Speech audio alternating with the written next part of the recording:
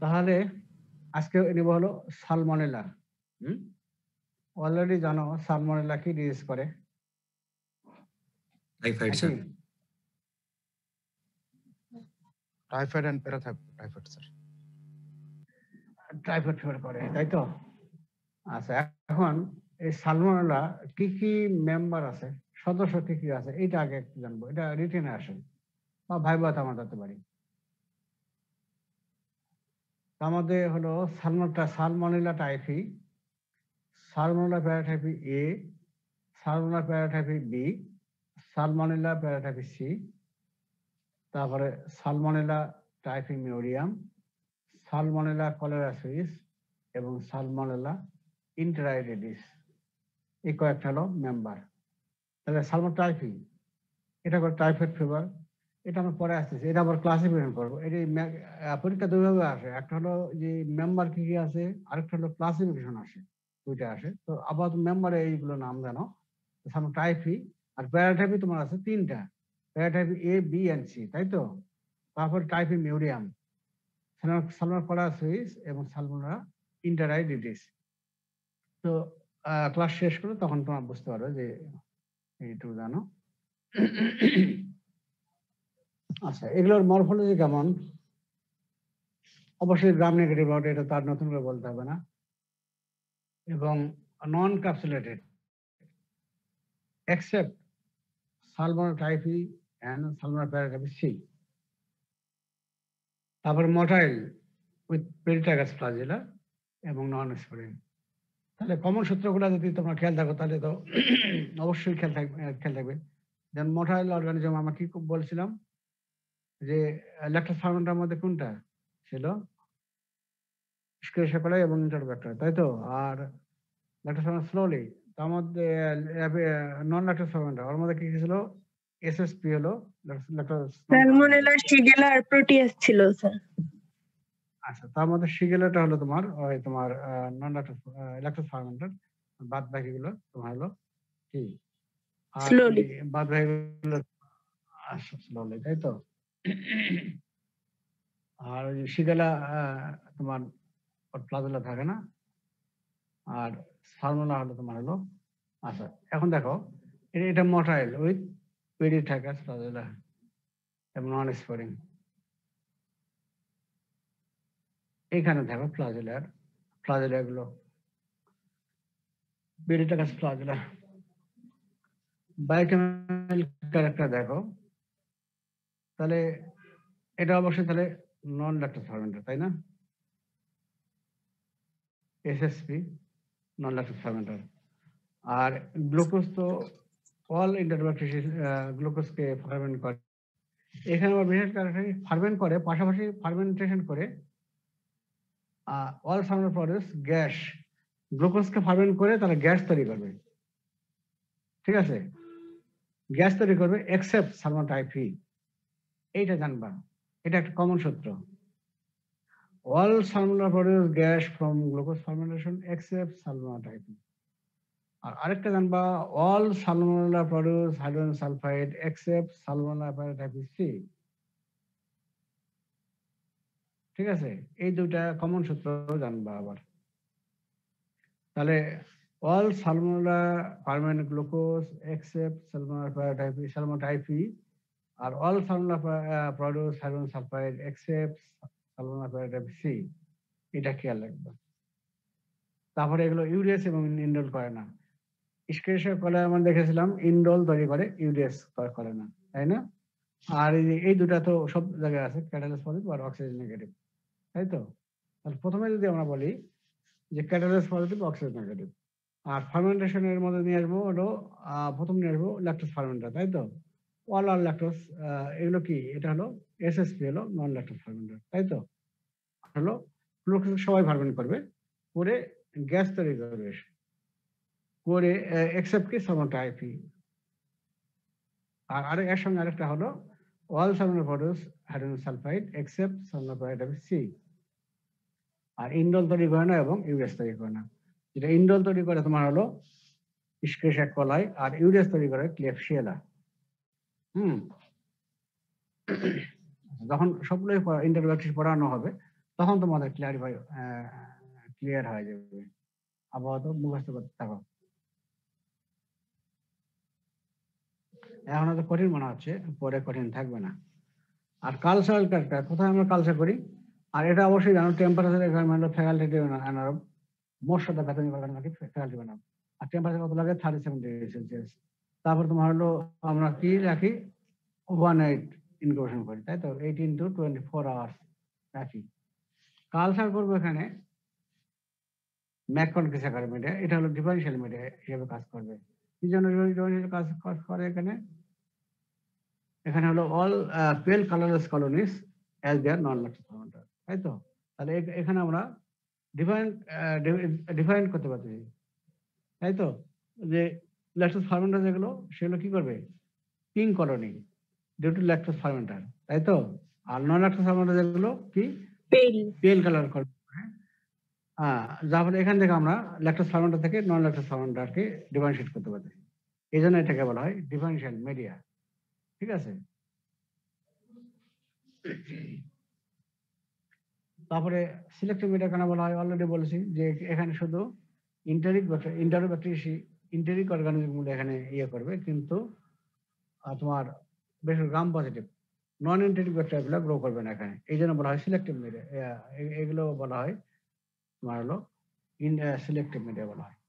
আর এটা এই যে আর এই সালমোনেলা শিগেলার জন্য সিলেক্টিভ মিডিয়া অবশ্যই এটা জানতে হবে, এসএস অ্যাগার মিডিয়া বা বলতে পারি সালমোনেলা শিগেলা অ্যাগার মিডিয়া।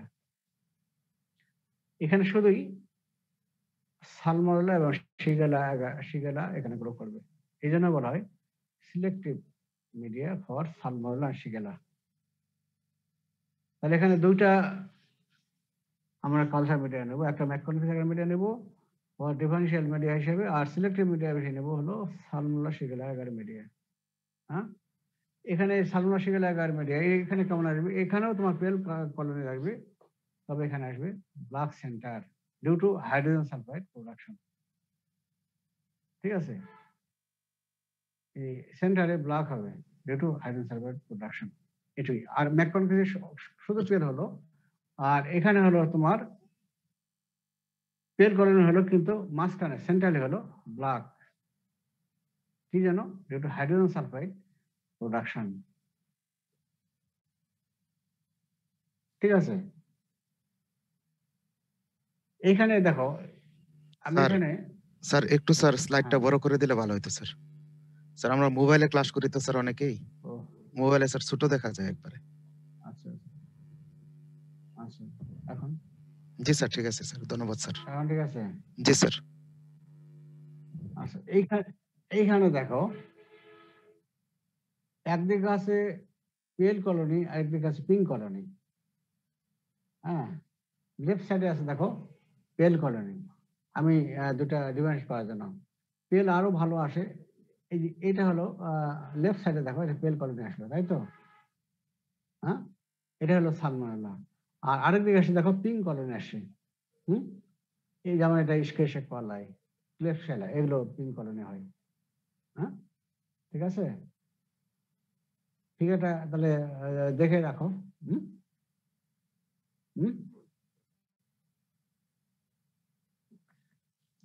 তারপরে হলো ভিরুলেন্সি ফ্যাক্টর বা determinant of pathogenicity.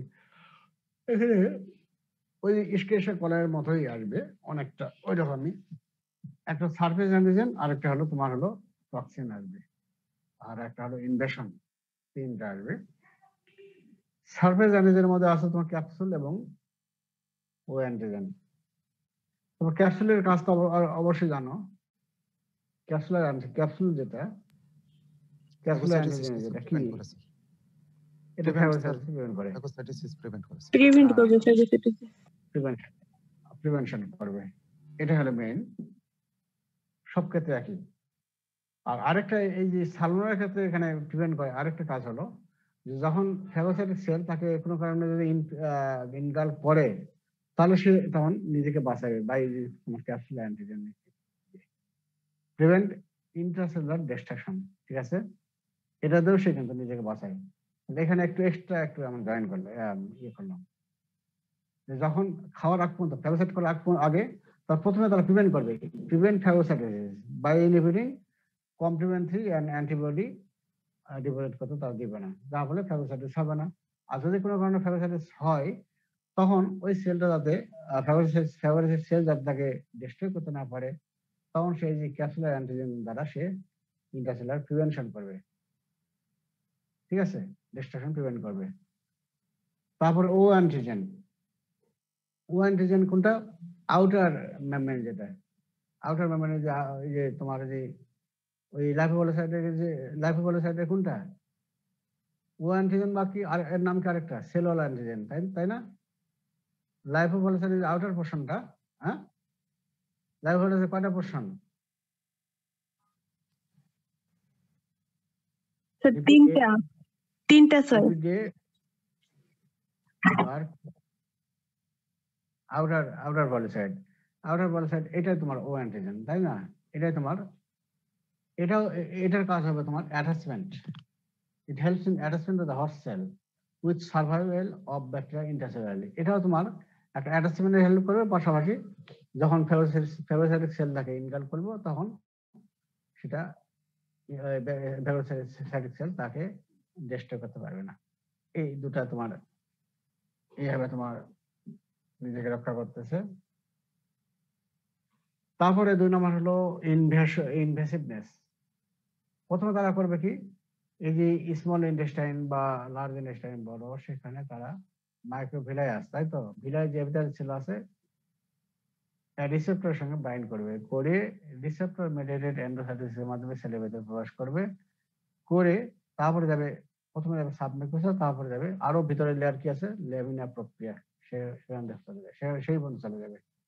R ইনভেসিভনেস can enter into epithelial cells of villi of receptor mediated endocytes and villi, ঠিক আছে, by receptor mediated endocytosis and pass through them to submucosa and lamina propria। ইনভেশনের মাধ্যমে সে চলে যাচ্ছে।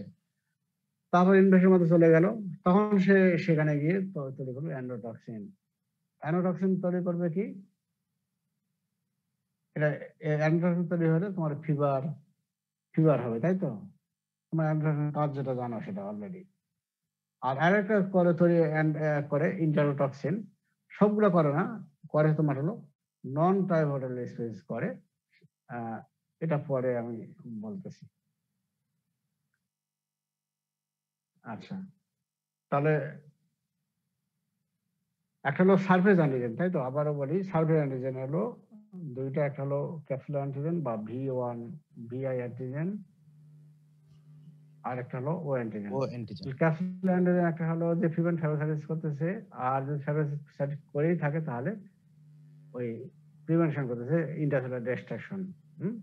আর ও antigen এটা একটা attachment help করতেছে, পাশাপাশি যখন ইনকাল করলো তখনও তারা ইন্টারসেলুলার প্রিভেনশন করতেছে ফর ডিস্ট্রাকশন, দুটাই।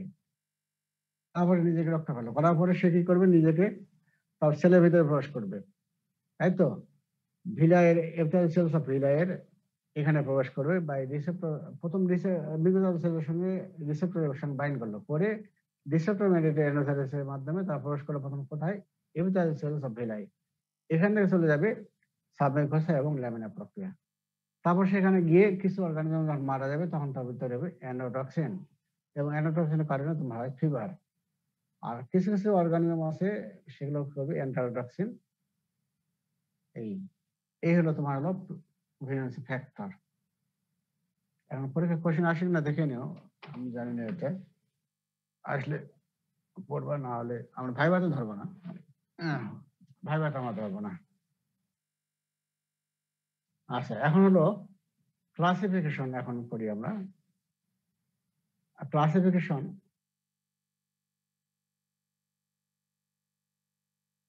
ক্লাসিফিকেশন অ্যাকর্ডিং টু প্যাথোজেনিসিটি, এটা তোমাদের রিটেন পরীক্ষা আসে, ভাইভাতে দেওয়া হয়। ক্লাসিফিকেশন আমরা দুই ভাবে করতে পারি, দুইটা গ্রুপে ভাগ করবো। একটা টাইফয়েড স্পেসিস, যারা করবে, যে সমস্ত স্পেসিস টাইফয়েড করে তাদেরকে বলা হয় টাইফয়েড স্পেসিস, আর যে সমস্ত স্পেসিস টাইফয়েড করে না তাদেরকে বলা হয় নন টাইফয়েড স্পেসিস। তাহলে দেখো টাইফয়েড স্পেসিস, দেখো those that cause typhoid fever or typhoid fever আরেকটা নাম হলো enteric fever, আরেকটা নাম হলো enteric fever। কে কে করে? সালমোনেলা টাইফি আর salmonella paratyphi A, B and C। ঠিক আছে, এখানে আমি কিন্তু ভুল লিখছি, এই টাইফি টিটা ছোট হাতে হবে আর প্যারাটাইফি পিটা ছোট হাতে হবে। ঠিক আছে, কারণ তোমার হলো জেনাস, জেনাস তোমার প্রথম অক্ষরটা বড় হবে আর স্পেসিস যখন আসবে প্রথমটা কিন্তু জেনাস, পরেরটা হলো স্পেসিস।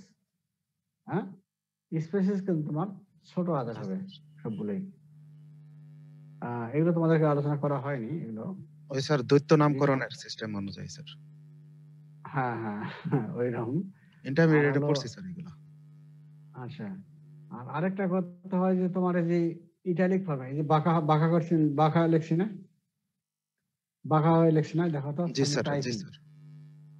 অর্গানজম আমি দেখবা যে যখনই অর্গানজম নাম দেখবা বেশি ব্যাকটেরিয়া ভাইরাস, তখনই দেখবা যে বাঁকা হয়ে গেছে।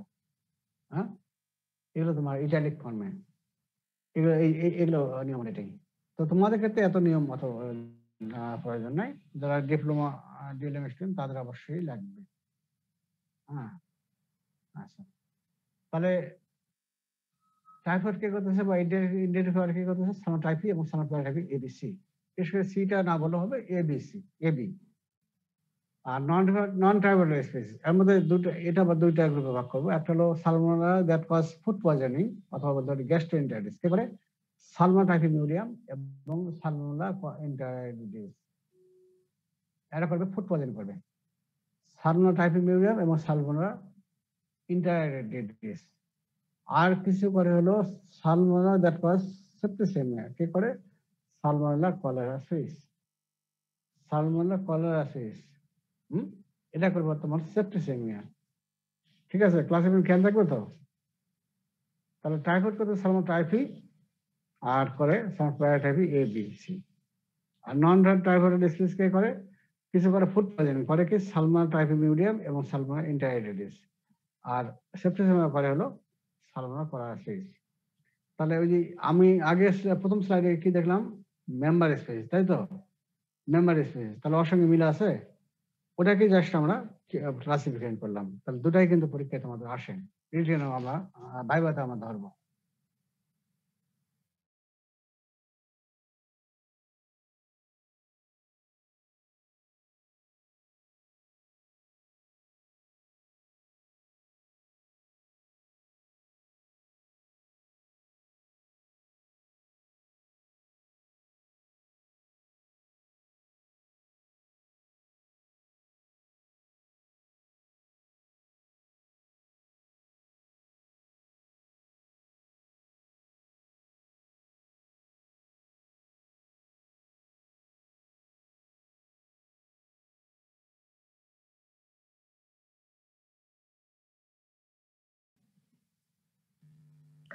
আচ্ছা, এখন দেখো, নেটের সমস্যা হলে হয় না। আচ্ছা, সোর্স অফ ইনফেকশন কি? Human are the only source, এবং একটা হলো যে person with clinical or subclinical disease or carrier are the source. যাদের মনে করো টাইফয়েড হয়ে গেছে তাকে বলবো ক্লিনিক্যাল, তাই তো? ডিজিজ আর সাবক্লিনিক্যাল ডিজিজ, তার মানে কি তার অর্গানিজম আছে কিন্তু সিমটম নাই, সেক্ষেত্রে বলবো সাবক্লিনিক্যাল ডিজিজ। আর কিছু ক্যারিয়ার হিসেবে থাকে যারা, তারা তোমার এই যে ব্যাকটেরিয়া তোমার স্প্রেড করে, ট্রান্সমিট করে। এই জন্য বলা হচ্ছে person with clinical or subclinical disease or carrier are the source. ঠিক আছে, এবং তারা যখন সোর্স কি জন্য কিভাবে কাজ করতেছে, তারা যখন তোমার ডিভিগেট করতেছে তখন তোমার ওয়াটার কন্টামিনেট করতেছে বা ফুড কন্টামিনেট করতেছে, ওই ফুড কন্টামিনেট ফুড আর ওয়াটার যে খাই তাহলে তোমার আমার ডিজিজ হচ্ছে, তাই তো? তাহলে এই জন্য আমরা বলতে পারি সোর্স অফ ইনফেকশন হলো person with clinical or subclinical disease or carrier আর সোর্স। এই জন্য কিন্তু তোমার হলো বর্ষাকালে তোমার এই যে ডিজিজটা বেশি হয়, অন্য সময় হতে পারে কিন্তু বর্ষাকালে বেশি হয়। আর রুট অফ ইনফেকশন কি? Faeco oral route through contaminated food and water. ঠিক আছে, তাহলে ব্যাপারটা বুঝছো তো, যে তোমার কারো ডিজিজ আসছে, তারা যাদের ডিজিজ নাই কিন্তু সিমটম নাই কিন্তু অর্গানিজম আছে, আবার কিছু আছে যে ক্যারিয়ার হিসেবে কাজ করে, তারা তোমার সোর্স হিসেবে কাজ করবে। এখন এরা যখন তোমার ডেভিয়েট করবে এবং ওয়াটার ফুডকে কন্টামিনেট করবে, তখন সেই কন্টামিনেট ফুড আর ওয়াটার খাইলে আমাদের ডিজিজ হবে। এই হলো source of infection and route of infection. ঠিক আছে, ইনফেক্টেড ডোজ কত? 10⁵ and 10⁸, একটু বেশি। 10⁵ and 10⁸। যখন আমরা শিকালা করাবো সেখানে দেখবা যে আরো অনেক কম, কিন্তু 10⁵ to 10⁸। ইনকিউবেশন পিরিয়ড কত? 10 to 14 days, 10 থেকে 14 দিন। এগুলো খেয়াল রাখতে হবে। এখন প্যাথোজেনেসিস দেখো, এগুলো এখন ভালো করে বলতে হবে, পরীক্ষায় আসবে। কন্টামিনেটেড ফুড এন্ড ওয়াটার মাধ্যমে প্রবেশ করলো বডিতে, তারপর তারা গেল কোথায়? Bacteria enters in the stomach through contaminated food and drinks. ঠিক আছে, স্টমাকে গেল। দি ইনজেস্টেড অর্গানিজম আর mostly kill by acid in the stomach. এই যে স্টমাকে আমাদের কি হাইড্রোক্লোরিক অ্যাসিড আছে, এগুলো দ্বারা ম্যাক্সিমাম অর্গানিজম মারা যাবে। ঠিক আছে, মারা গেল, কিন্তু মারা যাওয়ার পরও আরো sufficient number of bacilli reach in small intestine and multiply in alkaline media. এই যে স্টমাকে মারা গেল বাই হাইড্রোক্লোরিক অ্যাসিড, তারপরেও কিন্তু sufficient number of bacilli small ইন্টেস্টাইনে প্রবেশ করবে, এবং তখন সেখানে এনভায়রনমেন্টটা কি স্মল ইন্টেস্টাইনে, ওখানে অ্যালকালাইন এনভায়রনমেন্ট, সেখানে তারা মাল্টিপ্লাই করবে। করার পরে কি করলো এখানে enters into epithelial cells of villi by receptor-mediated endocytosis and pass them to the submucosa. তাহলে epithelial cell of villi এর সঙ্গে তারা আমাদের ভিতরে প্রবেশ করলো by receptor-mediated endocytosis, তারপরে তারা চলে গেল সাবমিউকোসা। এই তো সাবমিউকোসা যাওয়ার পরে তারা কি করবে? এখানে আবার তোমার ডিপার লেয়ারে চলে যাবে, ল্যামিনা প্রোপ্রিয়া, এবং ল্যামিনা প্রোপ্রিয়া তো চলে গেলে সেখানে with minimal destruction of epithelium. এখন যদি ল্যামিনা প্রোপ্রিয়াতে গেল, এই সাবমিউকোসা, তারপরে ল্যামিনা প্রোপ্রিয়া চলে গেল, এই যে অর্গানিজম গেল, এই সময় কিন্তু টিস্যু ডিস্ট্রাকশন তো কিছু হবেই, কিন্তু এই টিস্যু ডিস্ট্রাকশন খুব কম হয়, খুবই কম হয়, এবং due to minimal tissue destruction, lack of intestinal manifestation, ইন্টেস্টাইনে কোনো সিমটমই থাকবে না, যেহেতু মিনিমাল টিস্যু ডিস্ট্রাকশন হয়। তারপরে তোমার ল্যামিনা প্রোপ্রিয়াতে গেল, এখান থেকে আবার কি করবে? Rapidly phagocytose by neutrophil and macrophage. Phagocytic cell তাদেরকে ইনগাল্প করলো, তাই তো, করে তাদেরকে মারে ফেলার চেষ্টা করবে, তাই তো, কিন্তু তারা মারতে পারবে না। কি জন্য? আগে বলছে ওই যে তোমার ক্যাপসুল আর তোমার হলো ও অ্যান্টিজেন, তারা কি প্রিভেনশন করবে, যার ফলে তোমার মারতে পারবে না, বরং তারা মাল্টিপ্লাই করবে। সেখানে এরপর চলে যাবে তোমার, সেখানে চলে যাবে মেজেন্টিক লিম্ফ নোডে চলে যাবে, সেখানেও তো মাল্টিপ্লাই করবে। ও সেখানে চলে যাবে থোরাসিক ডাক্টে, থোরাসিক ডাক্ট থেকে চলে যাবে ব্লাড স্ট্রিমে চলে যাবে, এবং সেখানে তোমার খুব স্বল্প সময় থাকে, মাত্র 1 থেকে 2 দিন থাকে, যার ফলে বলা হয় ট্রানজিয়েন্ট ব্যাকটেরিয়ামিয়া। এটাকে বলা হয় প্রাইমারি ব্যাকটেরিয়ামিয়া। ঠিক আছে, এই পর্যন্ত হলো প্রাইমারি ব্যাকটেরিয়ামিয়া। তারপরে প্রাইমারি ব্যাকটেরিয়ামিয়া হলো, এখন আমাদের তো রেটিকুলো এন্ডোথেলিয়াল সিস্টেম আছে, লিভার, স্প্লেন, বোন ম্যারো, এগুলো আছে। এগুলো তখন কি করবে? তখন blood stream is rapidly cleared of by phagocytic cells in reticular endothelial system such as liver, bone marrow, spleen, lymph node. ঠিক আছে, সেখানে মাল্টিপ্লাই করলো, তারপরে মাল্টিপ্লাই করলো, করার পরে এই যে সমস্ত সেলে তারা মাল্টিপ্লাই করতেছে, মানে এফেক্ট করতেছে, সেগুলো কি parasitic cells undergo necrosis and the bacilli reappear in the blood after a week or so. আবার তারা ওই যে সমস্ত প্যারাসাইটিক সেল যে সেল অ্যাটাক করলো, সেগুলো নেক্রোসিস হয়ে যাবে, হওয়ার পরে ব্যাসিলাই আবার তারা ব্লাড স্ট্রিমে চলে গেল 1 সপ্তাহ পরে। এটাকে বলা হচ্ছে সেকেন্ডারি ব্যাকটেরিয়ামিয়া। আবার এই যে তোমার এই প্যারাসাইটিক সেল মারা যাচ্ছে, আবার কিছু অর্গানিজমও during this period some organism undergo lysis, আর অর্গানিজম যখনই মারা যাবে তখন টক্সিন চলে যাবে, কোনটা? এন্ডোটক্সিন চলে যাবে, এবং এন্ডোটক্সিন যখন সার্কুলেশনে চলে যাবে তখন হবে তোমার সাইন সিমটম, তখন হবে। ঠিক আছে, from the blood stream spread of infection in different organ. Blood stream থেকে ডিফারেন্ট অর্গানে চলে যাবে। কোথায় যাবে? কিডনিতে যাবে। কিডনিতে গেলে তোমার হলো সেখানে excretion of organism in urine. আবার যাবে কোথায়? দেখো ইন্টেস্টাইনে যাবে। ইন্টেস্টাইনে গেলে এক্সক্রিশন অফ অর্গানিজম ইন ফিসেস। আবার যাবে কোথায়? গল ব্লাডারে। গল ব্লাডারে গেলে সেখানে কি some bacilli are discharged from gallbladder into the intestine, which cause inflammation of pH spaces of intestine and lymphatic follicles, producing necrosis and ulcer in the intestine. Gallbladder থেকে আবার কি অ্যাম্পুলার ভেটার দিয়ে আবার ইন্টেস্টাইনে চলে আসবে। সেখানে তারা এফেক্ট করবে কাকে? পিয়ার্স, তোমার যে Peyer's spaces of intestine and lymphatic follicle, এবং সেখানে করবে নেক্রোসিস করবে, আলসার করবে।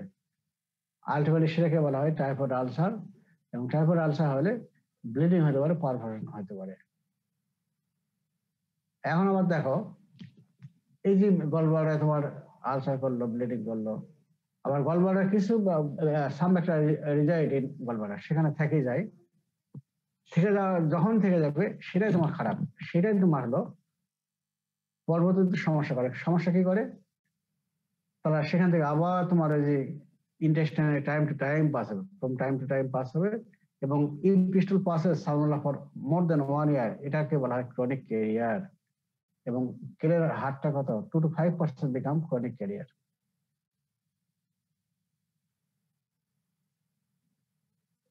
তাহলে এই ব্যাপারটা বুঝলা তো? আচ্ছা, এখন আমরা জি স্যার। আবার আমরা পড়ি। স্যার একটু বড় করে দেন স্যার। বড় করে নাই? না স্যার, ছোট করে আছে স্যার। জি স্যার, ধন্যবাদ sir.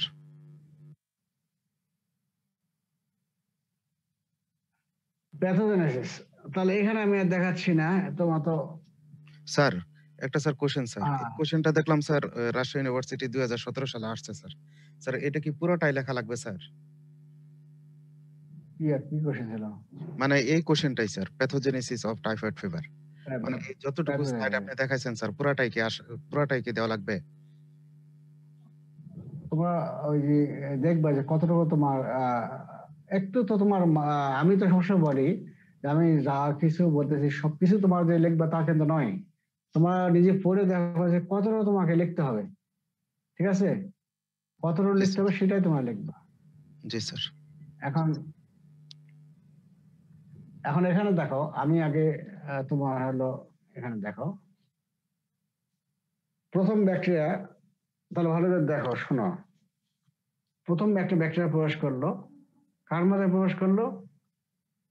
Contaminated food and water.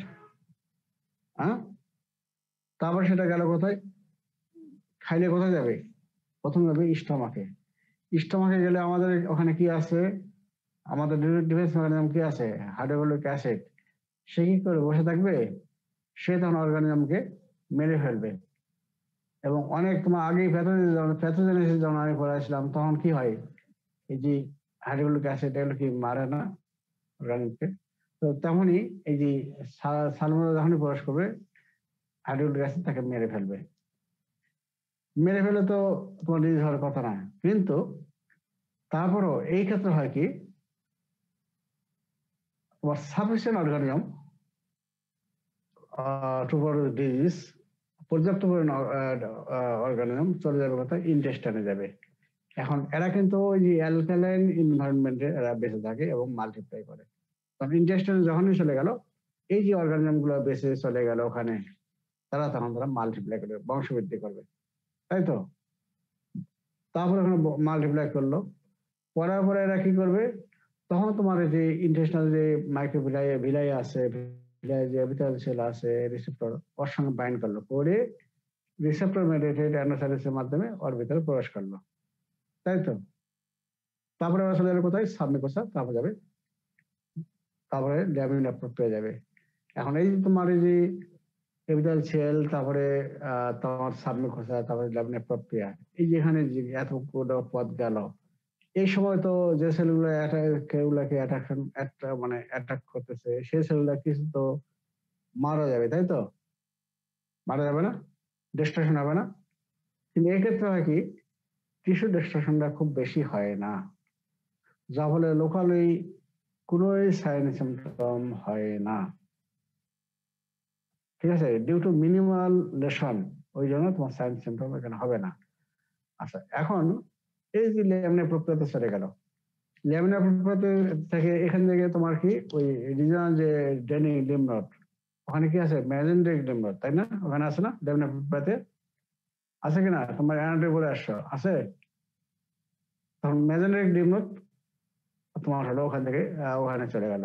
মেজেন্টেরিক lymph node চলে গেল কোথায়? থোরাসিক ডাক্টে, তাই তো? থোরাসিক ডাক্ট থেকে গেল কোথায়? সিস্টেমিক সার্কুলেশনে। এবং এই সিস্টেম সার্কুলেশন চলে গেল, এই সময় তারা থাকে মাত্র 1 থেকে 3 দিন। এটা হলো ট্রানজিয়েন্ট ব্যাকটেরিয়া, এবং যেহেতু প্রথম ফার্স্ট টাইম গেল ব্যাকটেরিয়াতে ব্লাডে, এই জন্য বলা হচ্ছে প্রাইমারি ব্যাকটেরিয়া। ঠিক আছে, এটা বুঝলো তো?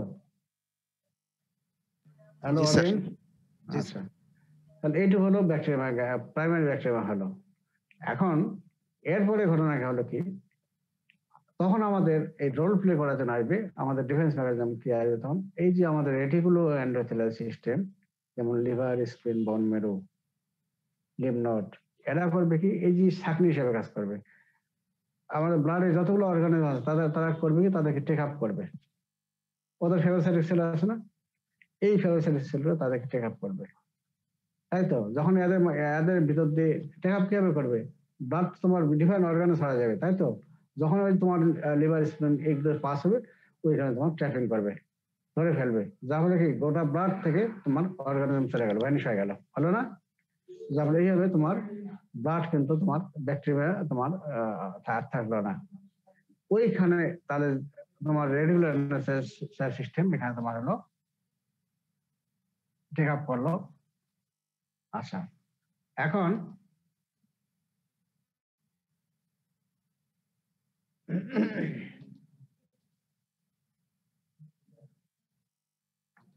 আচ্ছা, এখন ওখানে ইয়ে করলো, তারপরে সেখানে তারা মাল্টিপ্লাই করলো, তাই তো? মাল্টিপ্লাই করার পরে তারপরে কি করবে তারা, এই যে এই সময় যে ওই যে রেটিকুলার সিস্টেমে যে সমস্ত সেল টেক আপ করলো, সেখানে তারা তোমার মাল্টিপ্লাই করবে, তাই তো? যা ফলে কি সেই সেলরা কি হবে, ডিস্ট্রাকশন হবে। হ্যাঁ, ডিস্ট্রাকশন যখনই হবে সেখান থেকে আবার তারা ব্লাডে চলে যাবে। হ্যাঁ, ব্লাডে চলে গেলে তখন বলবো এটা সেকেন্ডারি ব্যাকটেরিয়া। দ্বিতীয়বার যেতে গেল তখন এটা কি বলবো, সেকেন্ডারি ব্যাকটেরিয়া। আবার এই সময় কিছু ব্যাকটেরিয়া মারা যাচ্ছে, ব্যাকটেরিয়া মারা গেলে তোমার কোন তোমার টক্সিনটা রিলিজ হয়, এক্সোটক্সিন না অ্যান্ডোটক্সিন? Endotoxin, sir. এন্ডোটক্সিন। কি জানো, these are the part of তোমার হলো integrated part of the bacteria, তাই না? লাইপোপলিসাইড। তাহলে তোমার অ্যানোটক্সিন তৈরি হলো, এই অ্যানোটক্সিন তোমার যখন ব্লাডে গেল তখন কি হলো, সাইন সিম্পটম তখন দেখা দেবে। আচ্ছা, এখন এই তোমার হলো চলে গেল, তাহলে সাইন সিম্পটম তখন তোমার ফিভার, টাইফয়েড ফিভার শুরু হয়ে গেল। এখন হবে কি, আবার এই যে ব্লাড স্ট্রিমে যখন চলে গেল তখন থেকে সেখান থেকে আবার ডিফারেন্ট অর্গানে হয়ে যাবে। ডিফারেন্ট অর্গানে বলতে এখানে মেইনলি যাবে তোমার প্রথমে কিডনিতে যাবে। কিডনিতে চলে গেলে কি হবে, তাহলে তখন অর্গানের মধ্যে কি ইউরিন দ্বারা পাস হবে, আবার যাবে কোথায়, তোমার ইন্টেস্টাইনে যাবে। ইন্টেস্টাইনে যখন যাবে তখন সেখানে কি হবে, তখন স্টুল দ্বারা পাস হবে, তাই তো? আবার কিছু অর্গানে যাবে কোথায়, গল ব্লাডারে যাবে। গল ব্লাডারে যখন চলে গেল, গল ব্লাডার থেকে তোমার অ্যাম্পুলা, গল ব্লাডার কি তোমার যে সিস্টিক ডাক, কমন ডাক, এই দিকটা তোমার কি প্ল্যান্টেটরি ডাক্ট হয়, অ্যাম্পুলা ভ্যাটার হবে, কি ভ্যাটার হয় তোমার কি কোথায় যাবে, ফার্স্ট পার্ট অফ ডিউটোনাম যাবে না ওখানে? জি স্যার। কি যায় না? জি স্যার। তোমার অ্যানাটমি পড়ে আসছো, ওখানে চলে গেল, গিয়ে ওখানে তোমার এই clear spaces of lymph node এবং লিম্ফেটিক ফলিকল, এইখানে তারা তখন তোমার ওখানে অ্যাটাক করলো এবং ওখানে কিছু আলসার করবে। এবং আনট্রিটেড কেসে এখানে কিন্তু অনেক সময় তোমার পারফরেশন হতে পারে।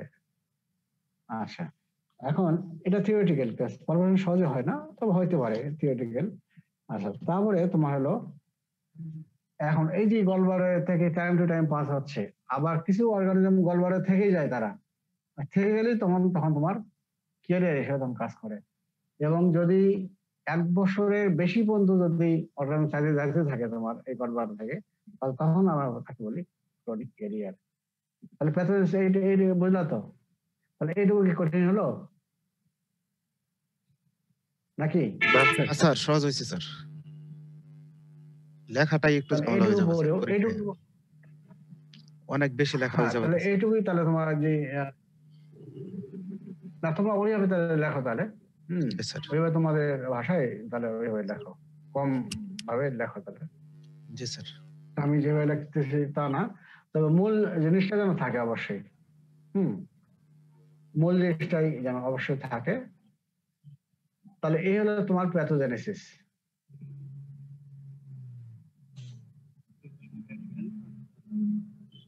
এখন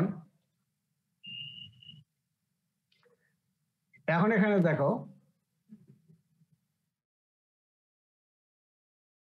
তো, এটা আরেকটা নাম হলো ইন্টারিক ফায়ার। ইন্টারিক ফায়ার কেন বলতেছি, আমরা ভাইবাদে ধরি এটা। ইন্টারিক ফায়ার কেন বলা হয়? এরা তো ইন্টেস্টাইনে কাজ করতেছে, তাহলে ইন্টেস্টাইন, তাহলে আমরা ওই কি বলে যে ফিভার হচ্ছে, তাহলে ইন্টারিক ফায়ার নাম কেন হলো? এখন প্যাথোলজি পড়লাম, তাহলে ওইটাই ওখান থেকে তোমার অ্যান্সার দাও। ইন্টারিক ফায়ার কেন বলা হচ্ছে? কেন তোমার ব্যাকটেরিয়া যে গেল কোথায়?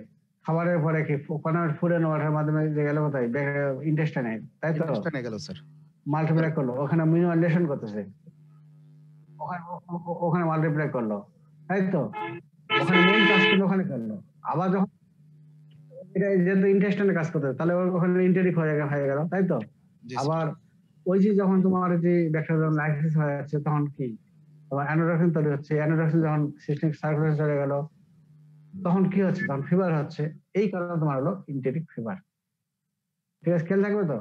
জি স্যার, টাইফয়েড ফিভারটা ইন্টারিক ফিভার, ইন্টেস্টাইনে যায় জন্য আর ফিভার আসার জন্য স্যার। আচ্ছা, এখন হলো ক্লিনিক্যাল ফিচার কি, এখানে সপ্তাহ অনুযায়ী, টাইম অনুযায়ী ভাগ হয়। এটা তোমার ডেভিডসন থেকে না হয়, এটা কিন্তু এরকম পড়বা। ফার্স্ট উইকে হয় তোমার ফিভার হতে পারে, আর ফিভার হলেই তোমার হলো হেডেক হবে, মায়ালজিয়া হবে। এগুলো তো কমন জিনিস, তাই না? ফিভার হলে হেডেক হয় না, মায়ালজিয়া হয় না, তাই তো? ফিভার, হেডেক, মায়ালজিয়া, উইকনেস, এগুলো হবেই নাকি? জি স্যার। তারপরে আরেকটা হবে তোমার এখানে রিলেটিভ ব্র্যাডিকার্ডিয়া। সাধারণত ফিভার যখন হয় তখন তোমার টাকিকার্ডিয়া হয়, অন্যান্য ফিভার এখানে টাকিকার্ডিয়া হয় কিন্তু। ট্রাকিকার্ডিয়া হবে স্যার, এখানে ব্রেডিকার্ডিয়া হবে।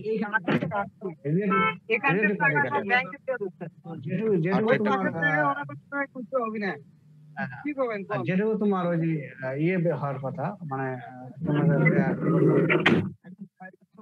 বাড়ার কথা, সেটা কিন্তু হবে না, এখানে হবে রিলেটিভ ব্র্যাডিকার্ডিয়া। এটা কিন্তু মোস্ট অফ ফিচার কিন্তু তোমার টাইফয়েড ফিভার, বুঝছো? এটা অবশ্যই খেয়াল রাখবা ফিভারের সঙ্গে, খেয়াল রাখবা। আর কিছু ক্ষেত্রে হয় কনস্টিপেশন, আর হলো ওই চিলড্রেনের ক্ষেত্রে হয় ডায়রিয়া এবং ভমিটিং হয় চিলড্রেনের ক্ষেত্রে, ঠিক আছে? আর অ্যাডাল্টের ক্ষেত্রে হয় কনস্টিপেশন হয়। আর ফিভারটা কিন্তু তোমার হলো কন্টিনিউয়াস ফিভার হয় এবং হাই ফিভার হয়। এটা তোমার ডেভিডসনের জানবো, তখন তোমাদের এটা আরো ভালো করে পড়বা। আমি অতটুকু পড়াই নাই। হ্যালো, তারপরে ফার্স্ট উইক হলো, তারপরে ইন অফ ফার্স্ট উইক হবে কি, রোজি স্পটস ইন ট্রাঙ্কে কিছু স্পট দেখা দেবে রোজি ইন কালার। আচ্ছা, সেটা সবাই হয় না, যারা ফর্সা তাদের মেইনলি এটা ইয়ে করা হয়, এটা হয়, ঠিক আছে? রোজি স্পটস ইন ট্রাঙ্ক, স্প্লেনোমা গেলে হতে পারে, কাফ হতে পারে, অ্যাবডোমিনাল ডিস্টেনশন হতে পারে এবং ডায়রিয়া হতে পারে। এগুলো হয় সেকেন্ড উইকে, তারা ডায়রিয়া হতে পারে। আর ইন অফ সেকেন্ড উইক বা থার্ড উইক হয়ে ডেলিরিয়াম হবে, কমপ্লিকেশন হবে, then coma and death if untreated. Treatment যদি না করা হয় তাহলে সেক্ষেত্রে তোমার এইগুলো হতে পারে, delirium, complication, then coma and death, এগুলো হতে পারে। ঠিক আছে, এগুলো তাহলে সিমটম গুলো দেখে নিও। এই যে এখানে ফিগারটা দেখানো হলো রোজি স্পটস, এগুলো এইরকম হইতে পারে। ফর্সা তাদের ভালো দেখা যাবে, আর যারা কালো তাদেরকে অতটা ভালো বোঝা যাবে না, ঠিক আছে? তারপরে কমপ্লিকেশন কি দেখা যাবে, আমরা যে কমপ্লিকেশন অলরেডি বললাম, কমপ্লিকেশন হতে পারে বায়োলে, হতে পারে কি ইন্টেস্টাইনে, হতে পারে পারফোরেশন এবং হেমোরেজ। তারপরে এই ব্লাডে যখন চলে গেল, সেপ্টিসেমিয়া হলো, সেখান থেকে ডিফারেন্ট অর্গানে চলে যাবে, তখন হতে পারে বোন এন্ড জয়েন্ট ইনফেকশন, মেনিনজাইটিস, কলিসিস্টাইটিস হতে পারে। আর টক্সিনের জন্য হতে পারে তোমার মায়োকার্ডিটিস, নেফ্রাইটিস হতে পারে। আর ক্রনিক ক্যারেজ হতে পারে, পারসিস্টেন্ট গলব্লাডার ক্যারেজ হতে পারে। এই কমপ্লিকেশনটা এটাও আমরা ভাইবারে ধরি, ঠিক আছে। এখন এই অনেক সময় হয় কি, অনেকে এগুলো মানতে চায় না, এগুলো কিন্তু বইতে যদিও আছে, কিন্তু অনেকে আমার মানতে চায় না। যেমন আমার ওই যে আমি যখন পরীক্ষা দিয়েছিলাম, তখন আমি তো বাসা বেঁচে গেছি ওই সময়। হ্যাঁ, ঠিক আছে। আমাকে ধরলো যে প্রথম তো ইন্টেল খাবার তো আগে, প্রথম তো এগুলো ধরলোই, যা কিছু ধরলো, যখন কমপ্লিকেশন ধরলো যে কমপ্লিকেশন কি হয় বলো, আমি বললাম যে পারফরেশন হয়, বুঝছো। তখন আমার টিচার তো আমার বড় খেলে, পারফরেশন কোথায় পাইছো? হ্যাঁ, আমি তখন চুপ করে আছি। এখন মনে করো তোমাদের এই উদ্দেশ্য বলার উদ্দেশ্য যে এটা তো ঠিকই, আমি তো ঠিকই বলছি, ঠিক আছে, কিন্তু স্যার কিন্তু মানলো না, কিন্তু তারপরে তুমি কি তার সঙ্গে বার্গেনিং করবা? না স্যার, পরীক্ষা হলে বার্গেনিং করার সুযোগ নাই স্যার। পরীক্ষা হলেও বার্গেনিং করবো না, অন্য সময় কখনোই টিচারদের সঙ্গে বার্গেনিং করতে না। না স্যার। পরীক্ষার সময় নাও, যে কোনো সময়। জি স্যার। টিচারের সম্মান, বাবা মার পরে টিচারের সম্মান। জি স্যার। তো এখন আমি কিন্তু চুপ করে আছি, আমি কিন্তু জানি যে আমি কনফার্ম ঠিকই বলতেছি, কিন্তু আমি কিন্তু আবার চুপ করে আছি, ঠিক আছে। ওনাকে সম্মানটা আমি দিলাম, এইটুকুই। যে উনি যদি আমি এখানে বার্গেনিং করি তাহলে আমাকে ফেল করে দেবে, কিন্তু আমি চুপ করে আছি। তো এই জন্য সবসময়, অনেক সময় টিচাররা দ্বিমত পোষণ করবে, তাই বলে তুমি বার্গেনিং করবে না। তাহলে বায়োল হলো পারফরেশন আর হেমোরেজ হলো হতে পারে, যদি আনট্রিটেড, এই যে বিশেষ করে থার্ড উইক ফোর্থ উইক, ওই সময় তোমার হতে পারে। তবে এগুলো থিওরিটিক্যাল, এগুলো ইউজুয়ালি হয় না এগুলো, এখন তো ট্রিটমেন্ট করে, তাই না। আর সেপ্টিসিমিয়া যদি হয় তাহলে বোন এন্ড জয়েন্ট ইনফেকশন হতে পারে, মেনিনজাইটিস হতে পারে, কলিসিস্টাইটিস হতে পারে। আর টক্সিনের জন্য হতে পারে মায়োকার্ডিটিস এবং নেফ্রাইটিস। আর ক্রনিক ক্যারেজ, এটা তো মেইন, এটা তো হবেই। ক্রনিক ক্যারেজ এটা তো যদি আগে বলতে পারো আরোই ভালো, যে পার্সিস্টেন্ট গলব্লাডার ক্যারেজ কেরিয়ার হয়, তাই তো, এটা তোমরা জানছোই। তাহলে কমপ্লিকেশনটা এটা পড়বা, ভাইভাতে আমার ধরা হয়, রিটেনে আসতে পারে, রিটেনও আসে। আচ্ছা, এখন ল্যাব ডায়াগনোস আমরা কিভাবে করবো? ল্যাব ডায়াগনোস হলো যে ইনটেক খাবার দিয়ে এটা আমরা করবো। দেখো, প্রথম বললাম হলো ওই আগের মতোই স্পেশাল কালেকশন করব। এখানে কিন্তু গ্রাম স্টেরিং আমি নিয়ে আসিনি, পরে দেখলাম যে ব্লাড কালচার করলাম, আইসোলেশন ব্যাকটেরিয়া ফ্রম পেশেন্ট, কি করবো, কালচার করলাম। কি কালচার করবো? ব্লাড কালচার করবো, স্টুল কালচার করবো, ইউরিন কালচার করবো। আর করলাম কি, সেরোলজিক্যাল টেস্ট করবো। কি নাম লেখা আছে ওখানে? Widal test. Widal test. আর কে আর কে আর কে আর কে বলো, সবার কি একই? কি সবার উত্তর একই? জি স্যার, ওয়াইডাল টেস্ট স্যার। জি না স্যার, এটা হলো ভিডাল টেস্ট, ঠিক আছে। এটা অনেকেই জানে না, এটা খেলে ভুল করে, এটা উইডাল বলা যাবে না। অনেক ডাক্তার সাহেবও আছে তারা এটা ভুল বলে, উইডাল টেস্ট না, এটা উচ্চারণটা স্পেলিং হলো ভিডাল টেস্ট, ঠিক আছে। ভিডাল টেস্ট, উইডাল হওয়ার কথা, তাই না? উইডাল না হয় এখানে হবে ভিডাল টেস্ট, ঠিক আছে, খেয়াল থাকবে তো। স্যার 1 বছর যাবত এই ভিডাল টেস্ট উচ্চারণ করে আসতেছি স্যার। আচ্ছা, এখন থেকে যখন তোমার ডাক্তার হবে এবং এখন পড়তেছো, তার জন্য উচ্চারণ তোমার জন্য উইডাল না করো, ভিডাল টেস্ট বলবো, ঠিক আছে। কিছু কিছু ইংরেজি উচ্চারণ গুলো ইয়ে হয়, সেভার হয়, তাই না? আচ্ছা, এখন দেখো স্পেশাল কালেকশনটা এখানে আমি বলি নাই, এখানে দেখো স্পেশাল কালেকশনটা আমি করব টাইম অনুযায়ী। ফার্স্ট উইকে কি করবো, সেকেন্ড উইকে কি করবো, থার্ড উইকে কি করবো, আর ফোর্থ উইকে কি করবো, এটা কিন্তু জানতে হবে। ফার্স্ট উইকে করবো হলো ব্লাড কালচার এবং রুটিন ব্লাড এক্সামিনেশন, ঠিক আছে, ব্লাড কালচার এবং রুটিন ব্লাড এক্সামিনেশন। সেকেন্ড উইকে কি করব, ব্লাড কালচার করব এবং ভিডাল টেস্ট করব। থার্ড উইকে কি করব, ব্লাড কালচার করব, ভিটাল টেস্ট করব, স্টুল কালচার এবং ইউরিন কালচার। এখানে হলো স্টুল কালচার এবং ইউরিন কালচার যোগ করলাম। ফোর্থ উইকে একই, থার্ড উইকের মতোই। থার্ড উইক এবং ফোর্থ উইক একই, blood culture, vital test, স্টুল culture এবং ইউরিন কালচার। তাহলে ফার্স্ট উইক এবং সেকেন্ড উইকে আমি কি স্টুল কালচার, ইউরিন কালচার করলে কিন্তু কি পজিটিভ পাবো আমি? পাবো না কারণ স্যার, তোমার ইনকিউবেশন পিরিয়ডটা স্যার।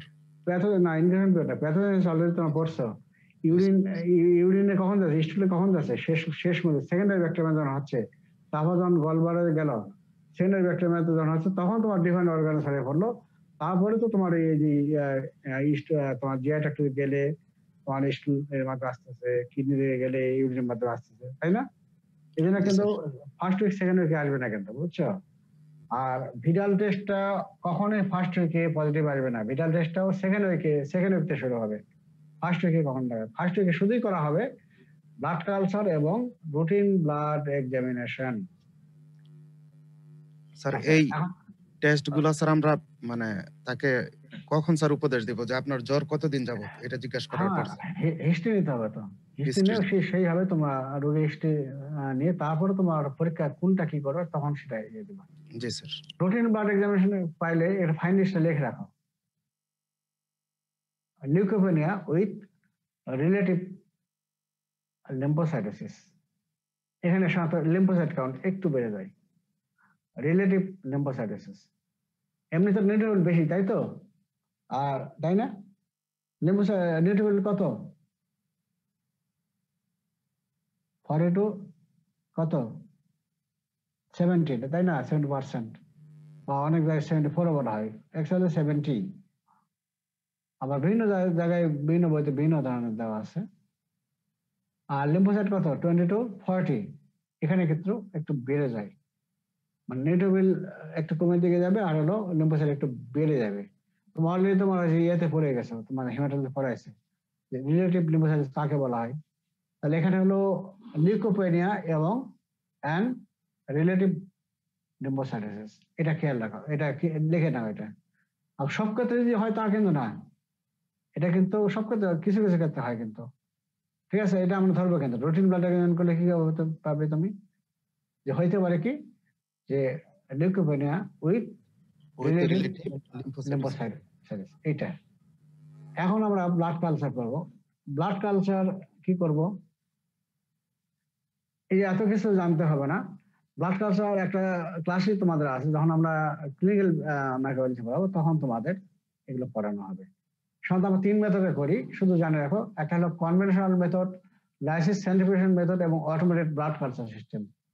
3 মেথডে করা হয়। এগুলো আজকে আমি কত ডিটেলস করা বলছি না। তো কনভেনশনাল মেথড যেটা, সেটাকে কি করা হয়, প্রথম লিকুইড মিডিয়াতে তোমার কালচার করা হয়, তারপর তোমার সলিড মিডিয়াতে। লিকুইড মিডিয়াতে তোমার 24 ঘন্টা রাখে, যদি গ্রোথ হয় তারপরের দিন আমরা সলিড মিডিয়াতে আমরা কালচার করি, ঠিক আছে? এবং সলিড মিডিয়া থেকে কালচার তোমার নিয়ে অর্গান পরীক্ষা করি। এখানে কি করবো দেখো, লিকুইড মিডিয়া কি কি আছে অলরেডি তোমরা জানছো, যে tryptic broth, brain infusion broth, glucose broth, bile broth. Mainly আমরা ট্রিপটিক ব্রথ এবং ব্রেন ইনফিউশন ব্রথ, এই দুটো আমরা নেই। তার লিকুইড মিডিয়াতে আমরা কালচার প্রথম করলাম। কি জন্য করি আমরা, ওই যে তোমার যে ব্লাডে অর্গানিজম খুবই কম পরিমাণ থাকে, ঠিক আছে? তখন যদি প্রথমে যদি সলিড মিডিয়াতে আমি কালচার করি, তাহলে হবে কি, ওই অর্গানিজম কম থাকা যেন সেখানে অর্গানিজম গ্রো নাও করতে পারে। তো এই জন্য লিকুইড মিডিয়াতে যদি তোমার গ্রো করে নেওয়া যায়, তাহলে অর্গানিজম তোমার মাল্টিপ্লাই করবে, তখন পরিমাণটা বেড়ে যাবে। এই জন্য তোমার লিকুইড মিডিয়াতে প্রথম দেওয়া হয়। দেওয়ার পরে তারপরে এটা ইনক্লুডিং 37°C করার পরে এটা হলো লিকুইড মিডিয়া।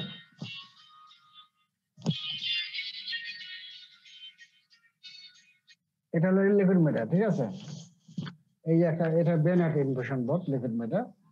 এই যে এখানে দেখো টার্বিড আছে, তার মানে এখানে গ্রো করছে, আর এখানে কিন্তু গ্রো করে নাই।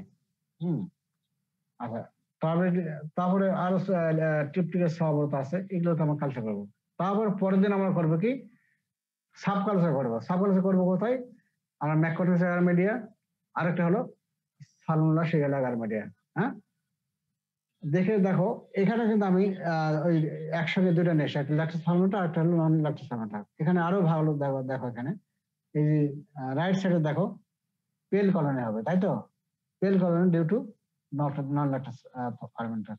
আর সালমা শিগেলা অ্যাগারমিডিয়া এখানে কি হবে, শুধু সালমোনেলা এবং শিগেলা এখানে গ্রো করবে, এবং এখানে কলোনি ক্যারেক্টার কি আসবে, pale colony with black centre due to hydrogen sulphide production. এই তোমার হলো জানে রাখো। তারপরে স্টুল এবং ইউরিন কালচার ওই একই জায়গায় করবো, ম্যাককন কিস অ্যাগারমিডিয়া করবো, সালমা শিগেলা অ্যাগারমিডিয়া এগুলো করে ওই কলোনি ওই একই রকম আসবে। তারপরে করার পরে কি করব, সেই কলোনি কনফার্ম করার জন্য আমরা কি করবো, তখন বায়োকেমিক্যাল টেস্ট করবো। প্রথম করবো এখানে গ্রাম স্টেন করবো, করলে কি হবে, গ্রাম নেগেটিভ ব্যাসলাই। তারপরে মর্টাইল টেস্ট করলে এটা কি, মর্টাইল, তাই তো? আর বায়োকেমিক্যাল টেস্ট কি করা হয় সেটা তো অলরেডি আমি বলেছি, তাই না? কি বললাম, একটা হলো তোমার যদি ক্যাটালিস্ট টেস্ট পজিটিভ, অক্সিডেজ কি নেগেটিভ, তাই তো? তারপরে সুগার ফার্মেন্টেশন কি বললাম, all salmonella produce gas from glucose fermentation except salmonella typhi, তাই তো? আর all salmonella produce hydrogen sulfide except salmonella typhi C, ঠিক আছে? তবে ইন্ডল তৈরি করে না এবং ইউডিএস করে না। এই কটা খেয়াল রাখবে না, এই কটা খেয়াল রাখো। তাহলে এখানে আমি কিন্তু লিখে নাই, বায়োকেমিক্যাল টেস্ট লিখে নাই। আর সেরোটাইপিং করা হয়, এই সালমোনেলার ক্ষেত্রে বহু সেরোটাইপ আছে, কিন্তু আমি কিন্তু ক্লাসিফিকেশন এটা তোমাদের জন্য নিয়ে আসিনি, তোমাদের প্রয়োজন নাই। হ্যাঁ, এগুলো আমরা ওই যে রিয়েজেন্ট পাওয়া যায়, কিছু অ্যান্টিসেরা পাওয়া যায়, ওর সঙ্গে আমরা ইয়ে করে আমরা এটা করি। এটা বলতে চাচ্ছি না এটা। এখন এই সেরোলজি টেস্ট কি করব, ওই তোমার ভিডাল টেস্ট এখন। তাহলে এখন পর্যন্ত আলোচনা কি হলো, যে ডায়াগনোস কি হবো, প্রথম হলো স্যাম্পল কালেকশন করলাম, তাই তো? স্যাম্পল কালেকশন করলাম, তারপর তোমার হলো কালচার করলাম, তারপরে কি সেরোলজি টেস্ট, তাই তো? জি স্যার। আচ্ছা, এখন তোমার যে স্যাম্পল কালেকশন করলাম টাইম অনুযায়ী, ফার্স্টে কি করলাম হলো ব্লাড করলাম ফর কালচার, তারপর হলো রুটিন ব্লাড এক্সামিনেশন স্যার। ওখানে কি পাইলাম সেটা বললাম। তারপরে সেখানে তখন ব্লাড কালচারের সঙ্গে একটা ভিডাল টেস্ট আসলো। Widal test. আর থার্ড এবং ফোর্থ উইকে ওই ব্লাড কালচার এবং ভিডাল টেস্টের সঙ্গে তোমার যোগ হলো ইউরিন কালচার এবং স্টুল কালচার। আচ্ছা, তারপরে তোমার হলো ব্লাড কালচার, তখন তোমার কিভাবে করব, এটা তোমার হলো প্রথম তোমার হলো তিনটা মেথড আছে, কনভেনশনাল মেথড, তারপর হলো লাইসিস মেথড, আর একটা হলো অটোমেটেড মেথড, তাই তো? এখন এই অটোমেটেড মেথডে কি করা হয়, প্রথম হলো লিকুইড মিডিয়াতে গ্রো করে না হয়, যেমন হলো টিপটিকাস সহবত, বেইনাট ইনফেকশন পথ, এই দুটো জানো। তারপরে সেখানে গ্রো করার পরে তারপরে আমরা পরদিন আবার ইনভলভ করবো কি, সলিড মিডিয়া, কোথায়, ম্যাককর্নিস মিডিয়া এবং সিলেক্টিভ মিডিয়া কি, সালমোনেলা শিগেলা অ্যাগারমিডিয়া। এখানে কালচার কি ফাইন্ডিং কি হবে, ম্যাককর্নিস মিডিয়াতে কি হবে, pale colony due to lactose non fermenter. আর সালমোনেলা শিগেলা অ্যাগারমিডিয়াতে ফাইন্ডিং কি আসবে, pale colony with black centre due to hydrogen sulphide production. আচ্ছা, তারপরে এটাকে আমরা ফাইনালি ডায়াগনোস কিভাবে করবো, কনফার্ম কিভাবে করবো, বায়োকেমিক্যাল টেস্ট এবং স্টেনিং। প্রথম কি করব, স্টেনিং করব, গ্রাম স্টেন করলে গ্রাম নেগেটিভ ব্লাড, তাই তো? তারপরে আমি বায়োকেমিক্যাল টেস্টের মধ্যে করব কি, একটা হলো যে catalyst test positive, oxygen negative. Sugar fermentation করব কি, ল্যাকটিক তারা গ্লুকোজকে করবে ফার্মেন্ট করে গ্যাসের তৈরি করবে, এক্সেপ্ট কি সালমোনেলা টাইফি।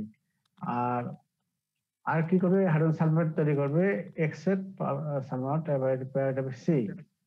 তারপরে ইন্ডল তৈরি করবে না, ইউএস করবে না, এই কয়েকটা।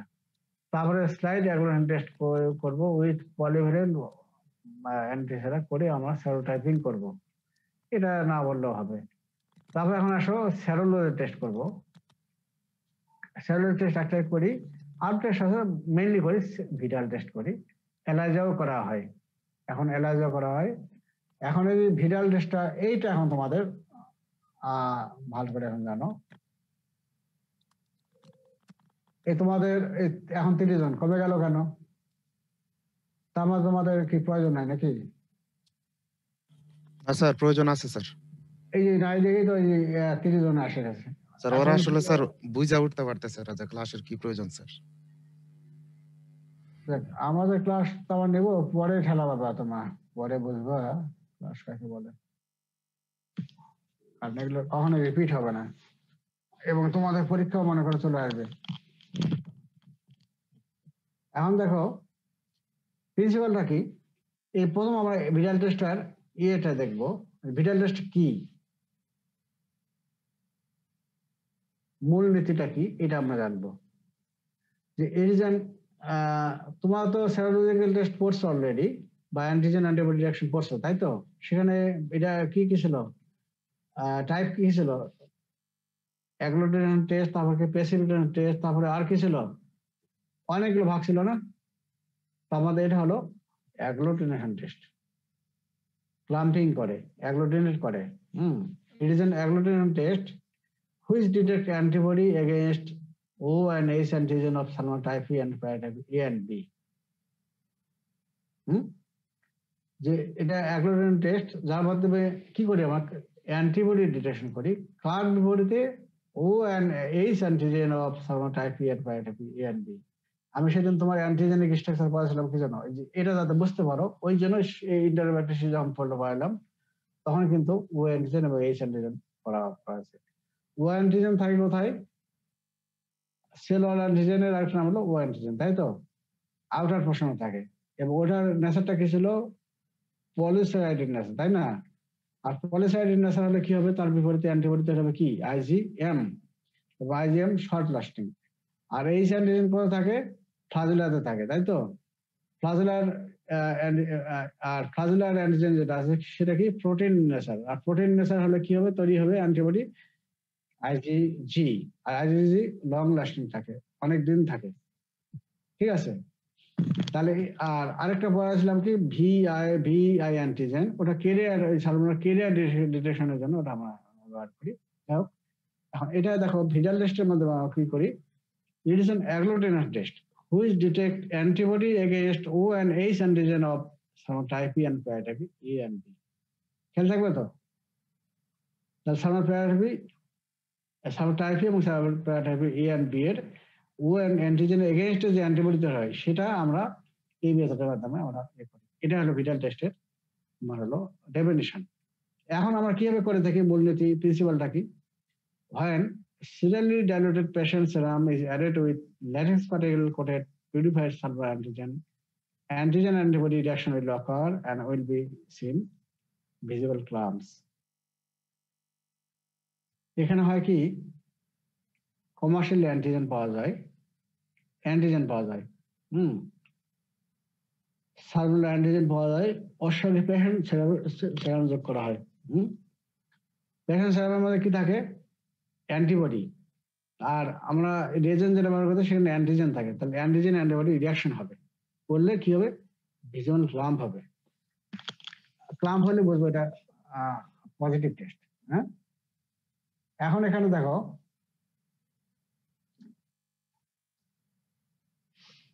এটা বোঝানোর আগে, ভিজুয়াল টেস্ট পড়ার আগে আমরা এই অ্যাপ্লিকেশন আগে জানবো।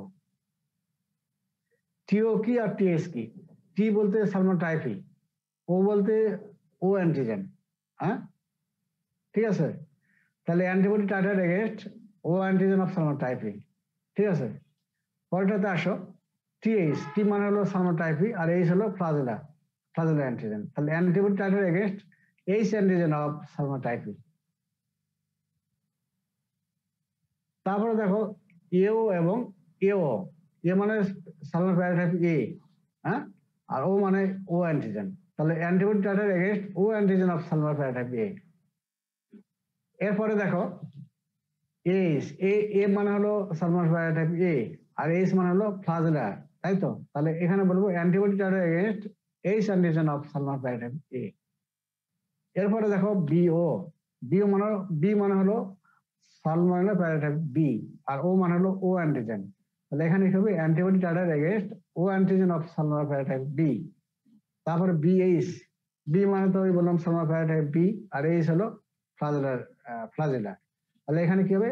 Antibody titre against H antigen of salmonella paratyphi B. এটা ক্লিয়ার তো? জি স্যার টি মানে হলো সার্মোট্রাফি, ও হলো ও অ্যান্টিজেন, আর টি এইচ হলো এই ও মানে হলো ও অ্যান্টিজেন, আর এইচ হলো এইচ অ্যান্টিজেন। আর টি তে হলো সার্মোট্রাফি, আর এ তে হলো প্যারাটাইপ এ, আর বি তে হলো প্যারাটাইপ বি। এই কয়েকটা তোমার খেয়াল রাখো, তাহলে সুবিধা হবে পড়তে। এখন এটুকু করলাম। এখন এই যে টাইটার কি সেদিন একদম জিজ্ঞাসা করছেন, টাইটার কি, তাই তো? High dilution of serum at which reaction occur, এটা হলো টাইটার। হ্যাঁ, high dilution of serum at which reaction occur, এটাও ভালো বুঝলাম না, তাই না? আমরা আগে ওই যে রিঅ্যাকশনটা মানে প্রসিডিউরটা পড়ি, তাহলেই এগুলো যখন প্র্যাকটিক্যাল না হয় তখন তোমাদের সুবিধা হয়। রিঅ্যাকশনটা আমরা পড়ি। এখানে দেখো, প্রথম প্রেশার সেরাম নেই এবং কিছু ডিস্টিল ওয়াটার নেই, মিক্সড করা হয় এবং সিরিয়ালি ডাইলেশন করা হয় করে লাস্ট যে ধাপে তোমার হলো ক্লাম্পিং হবে, সেটাই হলো তোমার হাই ডাইলেশন।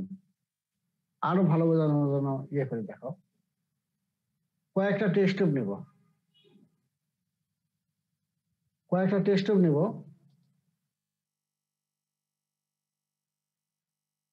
টিউবে নেব। দেখো, শুধুই তোমার হলো সেরাম নেব, ঠিক আছে? এই যেগুলো সব কিছু টেস্ট টিউব, হ্যাঁ, শুধু তোমার নেব। এই যে প্রথমটাই নেব হলো সেরাম নেব, শুধু পেশেন্ট সেরাম নেব, ঠিক আছে? পেশেন্ট সেরাম এখানে নিলাম। আর বাদ বাকিগুলোতে সবগুলোই তোমার ধরো সাপোজ 100 মাইক্রোলিটার, এগুলো ডিস্টিল ওয়াটার নেব। প্রতিটা থেকে ডিস্টিল ওয়াটার রাখলাম। এখন আমি করবো কি দেখো, সিরিয়াল ডাইলেশন করবো। কি হবে দেখো, এইখান থেকে আমি এই যে 100 মাইক্রোলিটার সেরাম নিয়ে এইখানে দেব, ঠিক আছে? তাহলে ডাইলেশনটা কত হলো 1:1 স্যার। না, 1:2। এটা মোট পার্টটা কত? 2 পার্ট হলো না? ও স্যার 2 ভাগের 1 ভাগ স্যার। 2 ভাগ 1 ভাগ হলো না? জি স্যার। এই জন্য এটা অনেকই মানে বুঝতে সমস্যা হয়। এটা আমাদেরও সমস্যা হয়, তোমাদের সমস্যা হয়, এটা হয়, ঠিক আছে? তাহলে এখান থেকে তাহলে সেরাম প্রথম নিলাম। এখান থেকে আগে থেকে তো তোমার 100 মাইক্রোলিটার করে ডিস্টিল ওয়াটার দেওয়া আছে। এখান থেকে আমি নিলাম হলো 100 মাইক্রোলিটার সেরাম নিলাম, এখানে যোগ করলাম, তাহলে 2:1 এখানে ডাইলেশন হলো। এখান থেকে তারপরে 2 নম্বর থেকে 3 নম্বর আবার আমি এটা মিক্সড করলাম, পরে আবার এই যে পরের স্লাইড আবার নেব, আবারও তোমার নেব, এখান থেকে নেব 100 মাইক্রোলিটার নেব তোমার হলো এই মিক্সিং এটা নিলাম। তাহলে ডাইলেশন কত হবে? ডবল ডাইলেশন হবে। জি স্যার, 4:4। পরে আবার যদি আবার নেই 1:8 স্যার। পরে আবার যদি নেই 1:16। 1:16। এইভাবে আমার ডাইলেশন করতেছে কিন্তু, ঠিক আছে? ডাইলেশন করে এলাম। এখন আমরা করবো কি, একটা তোমার স্লাইডে বা তোমার স্লাইডও হয়, তারপর তোমার বিভিন্ন ওই যে থাকে, পেপার থাকে, বিভিন্ন মানে পেপার থাকে, আরো অনেক কিছু থাকে আর কি, অনেকভাবে পরীক্ষা আমরা করি।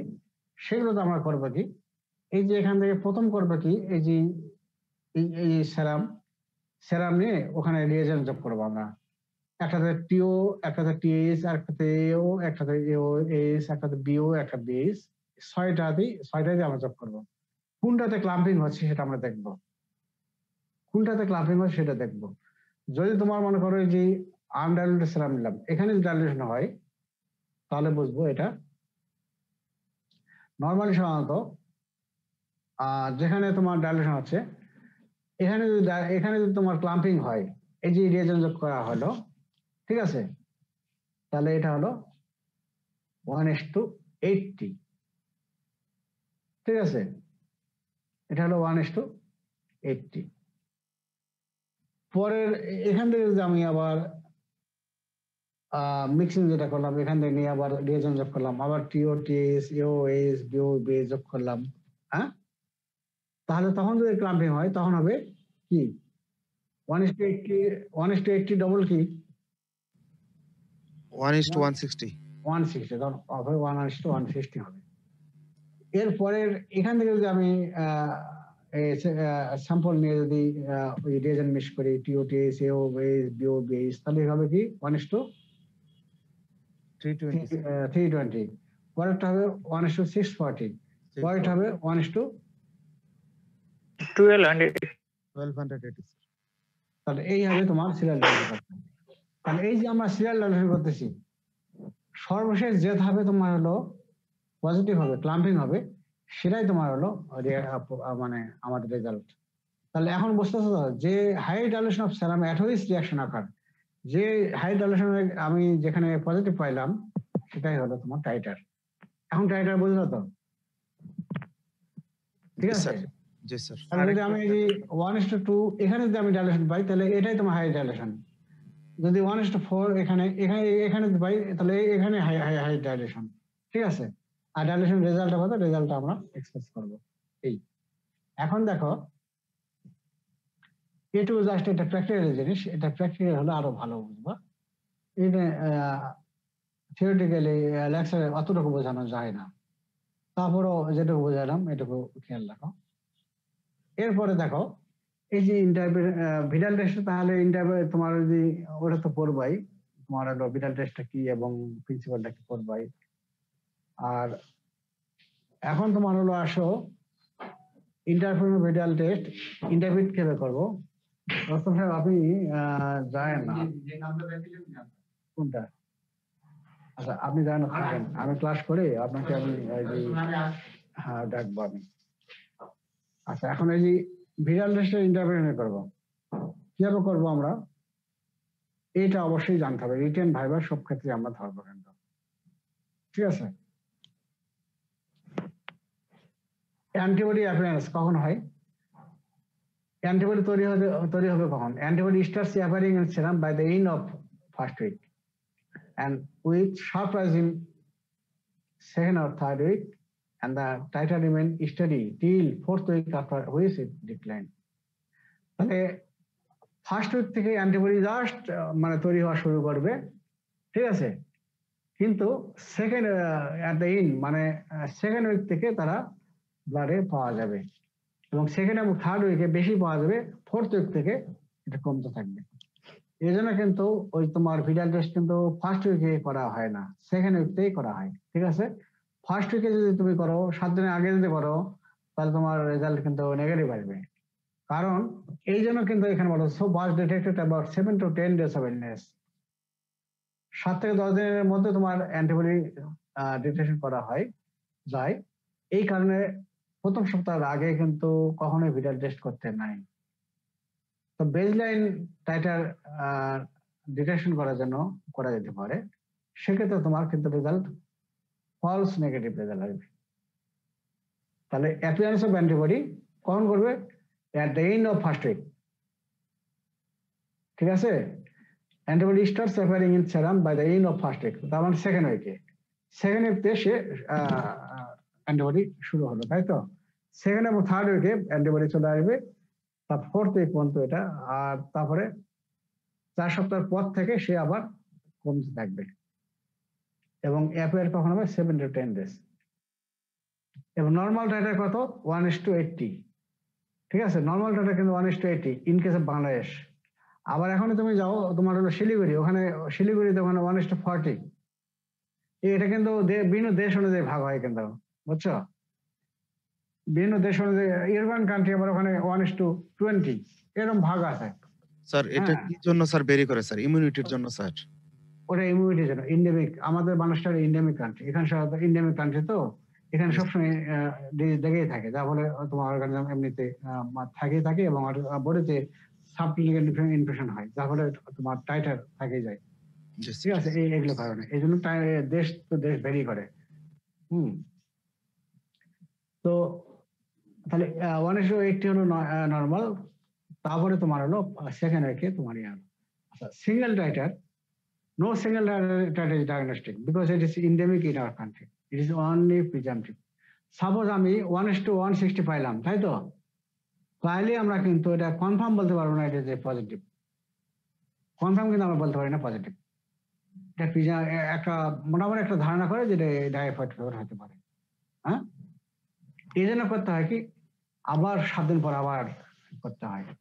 7 দিন পরে যদি আবার করা হয় এবং যদি রাইজিং ডেটা হয়, যে এখন পাইলাম মনে করো 1:160, পরে যদি আবার ওটা বেড়ে যায়, তার ডবল যদি হয়ে যায়, তখন বলতে পারি, বা 4 গুণ যদি 4-fold রাইজ ডেটা হয়, তাহলে 4-fold বা বেশি ডেটা হয়, তাহলে এটা বেশি diagnostic.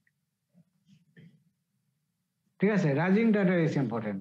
Rising data 4-fold or greater rise of O, A's or both, এটা হলো ডায়াগনস্টিক। ঠিক আছে, তাহলে সিঙ্গেল ডাটা হলে আমরা সাধারণত ধারণা করতে পারি এটা টাইফয়েড হতে পারে। আর যদি 7 দিন পরে আবার আমরা করি, তখন যদি 4 গুণ বেশি পাই, বা তোমার এই যে 1:160 আসলো, পরের সপ্তাহে আমি পেলাম 1:1320, তাহলে সেটা আমরা বলতে পারি যে এটা 4-fold, তাহলে আমরা বলতে পারি এটা হলো, ঠিক আছে, তাহলে এটা আমরা বলতে পারি ডায়াগনস্টিক। তারপরে এই যে ও এবং এইচ এর কথা বলা আছে, তাই তো? হাই টাইটার ও মানে 1:160 or more suggest active infection বা প্রেজেন্ট ইনফেকশন। ঠিক আছে, আর যদি ওই হাইটের এইজ ভালো, high titre of H 1:160 and low titre of O 1:160 কম যদি হয়, ইন্ডিকেট past infection, vaccination বা immunization, আর আর্লি সেকেন্ডারি ইনফেকশন এবং অ্যানামনেস্টিক রিঅ্যাকশন। এটা বুঝলা? জি স্যার। এটা দেখো, এই যে ও আমি বললাম যে সেদিন এখনই কিছু আগে পড়লাম যে ও হলো আউটার অ্যান্টিজেন বা সেলুলার অ্যান্টিজেন। এর তোমার কেমিক্যাল নেচার কি? পলিস্যাকারাইড। পলিস্যাকারাইড এগেইনস্টে অ্যান্টিবডি তৈরি হয় কোনটা? আইজিএম। আইজিএম তোমার হাফ লাইফ কত? মাত্র কি ভুলে গেছো? কয়দিন হাফ ডেজ? হ্যাঁ, কত? হয়তো ভুলে গেছো, খুবই কম, 4 দিন আর 5 দিন, তাই তো? তাহলে অনেক কম কিন্তু। তাহলে এটা তাড়াতাড়ি করে হবে। এবং এখানে তোমার মেমোরি সেল তৈরি হয় না। মেমোরি সেল তৈরি হয়? মেমোরি সেলও তৈরি হয় না, যার ফলে তোমার যেটা তৈরি হলো তাড়াতাড়ি করে ওটা ভ্যানিশ হয়ে গেল, তাই তো? তো ওইটা হলে কিন্তু তোমার শুধু আমরা এও জানি যে যদি আইজিএম হয় তাহলে আমরা কি বলি? অ্যাক্টিভ ইনফেকশন, তাই তো? Acute infection. আর যদি আইজিজি বাড়ে তাহলে বলবো আমরা কি? পাস্ট ইনফেকশন বলতে পারি, তাই না? তাই তো? এখানেও তাই বলবো যে যদি শুধু ও অ্যান্টিজেনের বিপরীতে যেহেতু পলিস্যাকারাইড নেচার, এটার এগেইনস্টে তবে আইজিএম, তাহলে এটা বলবো অ্যাক্টিভ ইনফেকশন, প্রেজেন্ট ইনফেকশন বা অ্যাকুট ইনফেকশন বলতে পারি। পরিমাণ কত? 1:160 or more। আর যদি শুধু এইজটা বাড়লো, যদি বাড়লো শুধু, কিন্তু ও টাইটারটা বাড়লো না, তাহলে কি হবে? এইজ মানে কি? ফ্লাজেলার অ্যান্টিজেন এবং ওটা হলো প্রোটিন নেচার। প্রোটিন নেচার হলো কি? তোমার অলরেডি তো বলছো ওখানে আইজিজি তৈরি, প্রিডমিনেন্টলি আইজিজি তৈরি হয়। আইজিজির হাফ লাইফ কত? আমি ভুলে গেছি, 23 দিন। তুমি পড়ো না বলে তো অবস্থা। 23 দিন, অনেক বেশি। একটা হাফ লাইফ বেশি, যার ফলে বহুদিন তোমার ব্লাডে থাকে। আবার তোমার মেমোরি সেল তৈরি হয়ে থাকে, মানে মেমোরি সেল তৈরি হয় না? মেমোরি সেল তৈরি হওয়ার পরে কি হয়? যার ফলে তোমার অনেক দিন ধরে এই যে অ্যান্টিবডি থেকে যায়। ঠিক আছে, যার ফলে আমরা এটা আমরা কিন্তু এটা হলে কি বলবো? পাস্ট ইনফেকশন হতে পারে, যে ওইতে কারো ইনফেকশন আছে, সেক্ষেত্রে যেহেতু বহুদিন থাকে, তাহলে এটা পাস্ট ইনফেকশন ধরবো আমরা, কখনোই অ্যাকুট বলবো না।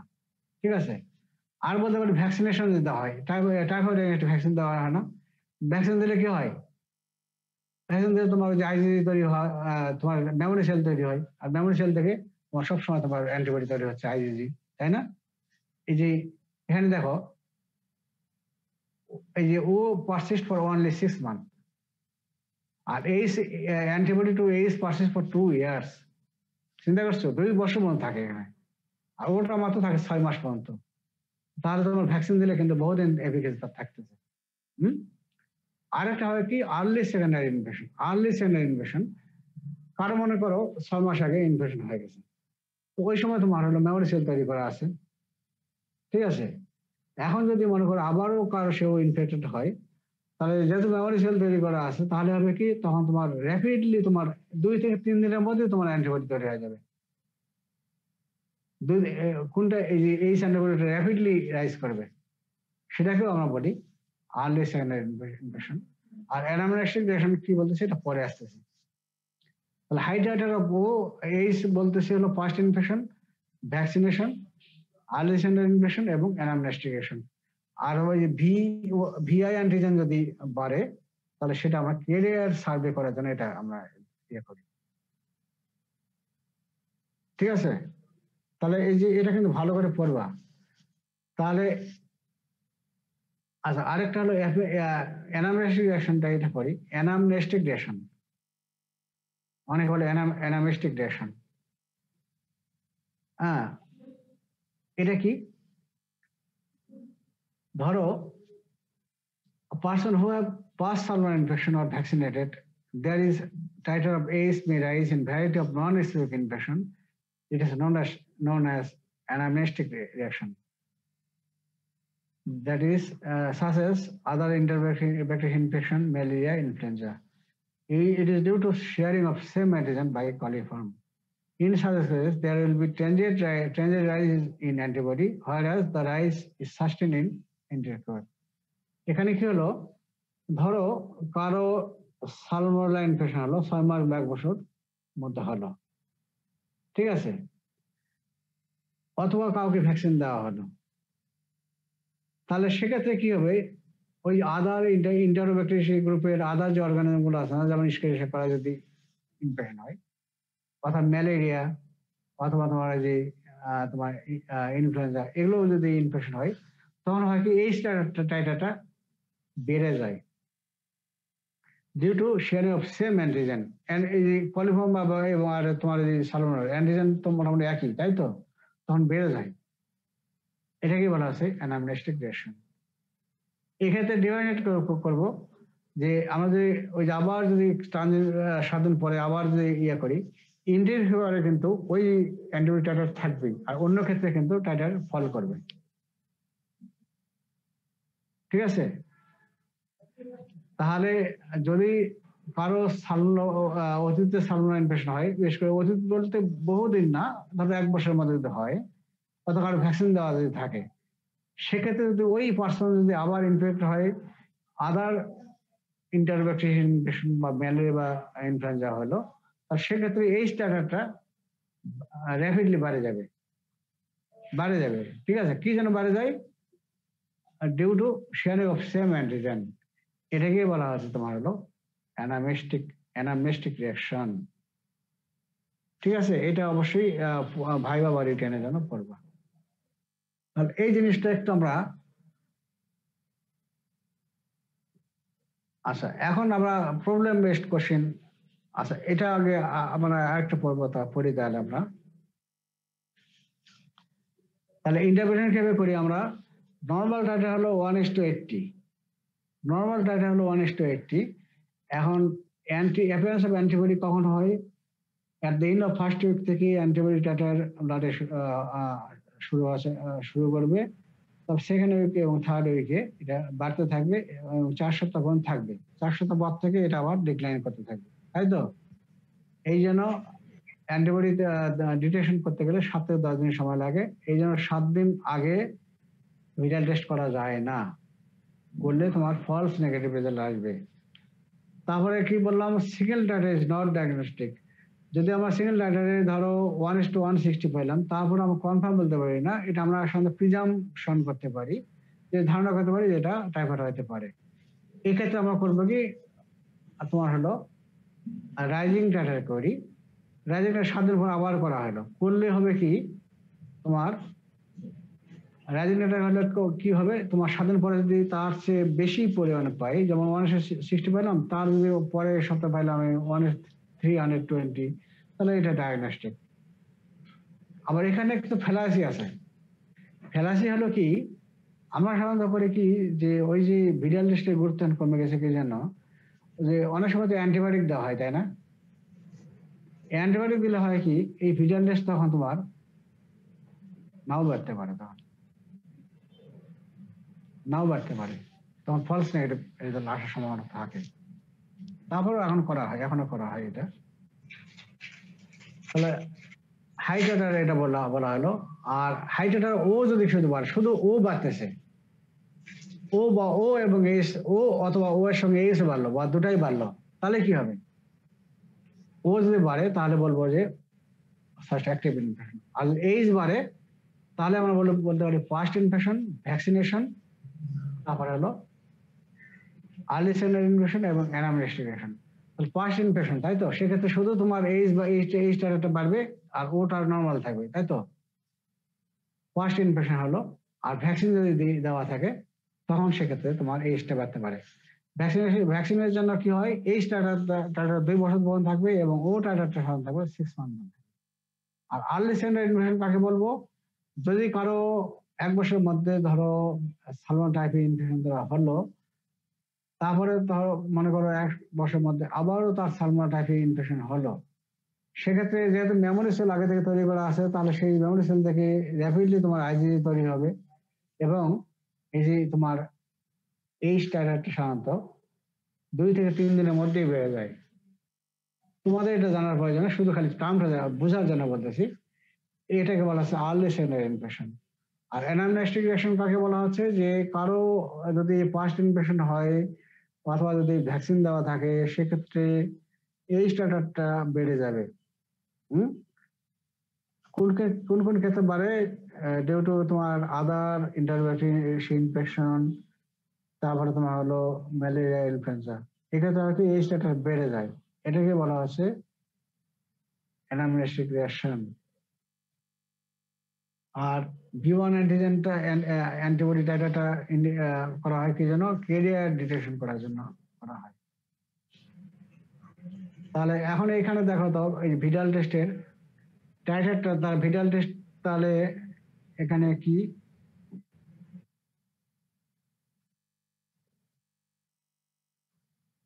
এখন দেখো ভিডাল টেস্ট দেখো তো, it is an agglutinant test which detect antibody against O and H antigen of some type and paratyphi A and B.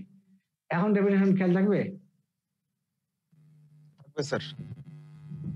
তারপরে দেখো ওই যে তোমার মূলনীতি বললাম কি, when serially diluted patient serum is added with latex particle coated purified salmonella antigen, তো salmonella অ্যান্টিজেনের সঙ্গে latex particle কোট করা থাকে, অ্যান্টিজেন রিয়েজেনের মধ্যে অ্যান্টিজেন থাকে আর পেশেন্ট সেরামে থাকে অ্যান্টিবডি।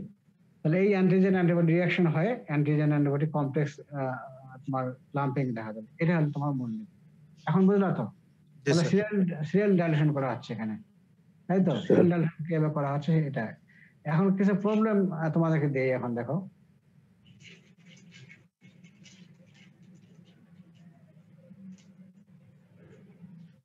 ধরো একটা পেশেন্টের নর্মালি তো 1:80,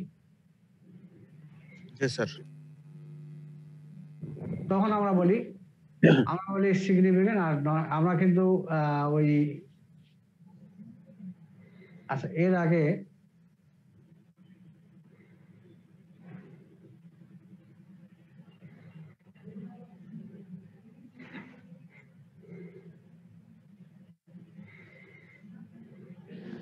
আচ্ছা আমরা কিন্তু রেজাল্ট দেখলো সিগনিফিকেন্ট না নন সিগনিফিকেন্ট।